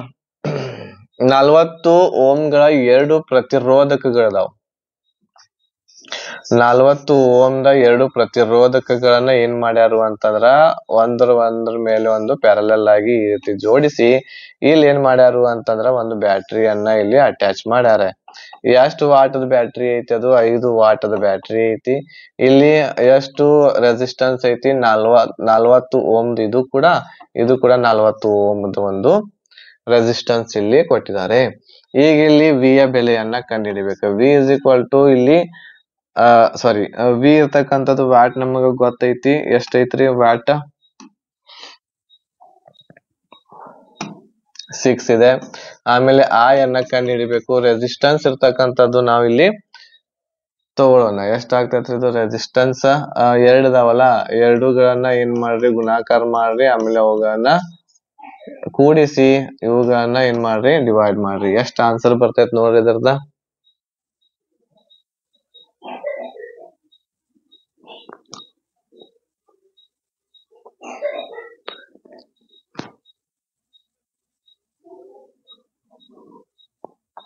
ಸೊ ಇಲ್ಲಿ 0ಯಿಂದ ಈ 0 ಹೋಗ್ತೈತಿ. ಹೌದಾ? 0ಯಿಂದ ಬೇಡ. ಇಲ್ಲಿ 41 42 80, 2 1 2, 2 2 4 ಅಂದ್ರ 20 ಬಂತು. ಅಂದ್ರೆ ಇದು 20 ಡಿವೈಡೆಡ್ ಬೈ 20 ಇರ್ತಕ್ಕಂಥದ್ದು ಇಲ್ಲಿ ನಮಗ ನೋಡ್ಲಿಕ್ಕೆ ಸಿಗ್ತಾ ಇದೆ. ಹೌದಾ? 20 ಬಂತು. ಹಾಗಾದ್ರೆ ಅನ್ನ ಹೊರಗೆ ತೆಗೆದ್ವಿ ಅಂತಂದ್ರೆ ಎಷ್ಟು ಬರ್ತೈತಿ? ಇದು 6 ಡಿವೈಡೆಡ್ ಬೈ 20. ಹೌದಾ?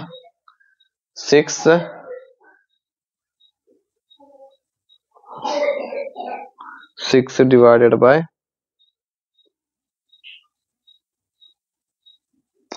ಕರೆಕ್ಟ್ ಐತ್ರಲ್ಲ? 6 ಡಿವೈಡೆಡ್ ಬೈ 20 ಇರ್ತಕ್ಕಂಥದ್ದು ಇದರ ಇಲ್ಲಿ ಆನ್ಸರ್ ಬರ್ತಾ ಇದೆ. ಸಾರಿ, ಇಲ್ಲಿ 6 ಯಾಕೆ ತಗೊಂಡಿವಿ ನಾವು? ಅದನ್ನ ಎಲ್ಲಿ ತಪ್ಪಿದ್ದು? 6 ಇಲ್ಲ, ಇಲ್ಲಿ ವ್ಯಾಟ್ ಇರ್ತಕ್ಕಂಥದ್ದು ನೋಡ್ರಿ, ಇಲ್ಲಿ 5 ಇದೆ. ಹೌದಾ? ಇಲ್ಲಿ 5 ತಗೋಬೇಕು. ನಾನು ಎಲ್ಲಿ ತಪ್ಪಿತು ಲೆಕ್ಕ ಅಂತ ಏನಾಗತ್ತೇನೆ. ಇಲ್ಲಿ 5 ವ್ಯಾಟ್ ಇದೆಯಲ್ಲ, ಇಲ್ಲಿ 5 ವ್ಯಾಟ್ ತಗೋಬೇಕು ನಾವು. ನೀವು ಹಂಗ ಗಪ್ ನೋಡ್ಕೋತನ ಕುಂತೇರಿ. ಸೊ ಇಲ್ಲಿ 5 ಬರ್ತೈತಿ. ಸೊ ಎಷ್ಟು ಬಂತು ನೋಡ್ರಿ? 5 1 5 5 4 ಅಂದ್ರೆ 1 ಪಾಯಿಂಟ್ ಎಷ್ಟು ಬಂತು? ಇದು 1 4 ಬಂತು. 1 4 ಇದ್ರ ಅರ್ಥ ಎಷ್ಟು ಹೇಳ್ರಿ? 2.5 ಆಂಪಿಯರ್ ಇದ ಆನ್ಸರ್. ಅದನ್ನ ಸಾಲ್ವ್ ಮಾಡಿದಾಗ 2.5 ಬರ್ತೈತಿ. ಆಪ್ಷನ್ ನಂಬರ್ ಸಿ ಇದಕ್ಕ ಸರಿ ಆನ್ಸರ್ ಇಲ್ಲಿ ಆಗ್ತೈತಿ. ಓಕೆ, ಸೊ ಲಾಸ್ಟ್ ಪ್ರಶ್ನೆ ಇದೆ, 20ನೇ ಪ್ರಶ್ನೆ. 20ನೇ ಪ್ರಶ್ನೆಗೆ ಕಮೆಂಟ್ ಮಾಡ್ರಿ ನಿಮ್ಮ ಆನ್ಸರ್ ಇರ್ತಕ್ಕಂಥದ್ದು ಏನ್ ಅನ್ನೋದನ್ನ. ಸೊ ಇಲ್ಲಿ ಹಾಲು ಇದರ ಮಿಶ್ರಣವಾಗಿದೆ, ಯಾವ್ದಾದ್ರು ಮಿಶ್ರಣ ಐತೆ ಅನ್ನೋದನ್ನ ನನಗ ಈ ಒಂದು ವಿಡಿಯೋದ ಕಮೆಂಟ್ ಬಾಕ್ಸ್ ದೊಳಗ ಅದಕ್ಕೆ ಆನ್ಸರ್ ಇರ್ತಕ್ಕಂಥದ್ದು ನನಗೆ ಹೇಳ್ರಿ, ನೋಡೋಣ ಏನ್ ಆನ್ಸರ್ ಇದೆ ಅಂತೇಳಿ. ಓಕೆ, ಕ್ಲಾಸ್ ನಿಮಗೆ ಇಷ್ಟ ಆಗ್ತಾ ಇತ್ತು ಅಂತಂದ್ರೆ ಲೈಕ್ ಮಾಡ್ರಿ, ಶೇರ್ ಮಾಡ್ರಿ, ನಿಮ್ಮ ಎಲ್ಲ ಫ್ರೆಂಡ್ಸ್ ಗಳಿಗೂ ಕೂಡ ತಿಳಿಸ್ರಿ. ಆಮೇಲೆ ಇನ್ನು ಸಬ್ಸ್ಕ್ರೈಬ್ ಮಾಡದಿರ್ತಕ್ಕಂಥವ್ರು ಇದ್ರೆ ಅಂತಂದ್ರೆ ಸಬ್ಸ್ಕ್ರೈಬ್ ಮಾಡಿ ಇಟ್ಕೊಳ್ರಿ. ಮತ್ತೆ ನಾಳೆ ಭೇಟಿ ಆಗ್ತೀನಿ 8 ಗಂಟೆಗೆ. ಧನ್ಯವಾದಗಳು. ಜೈ ಹಿಂದ್.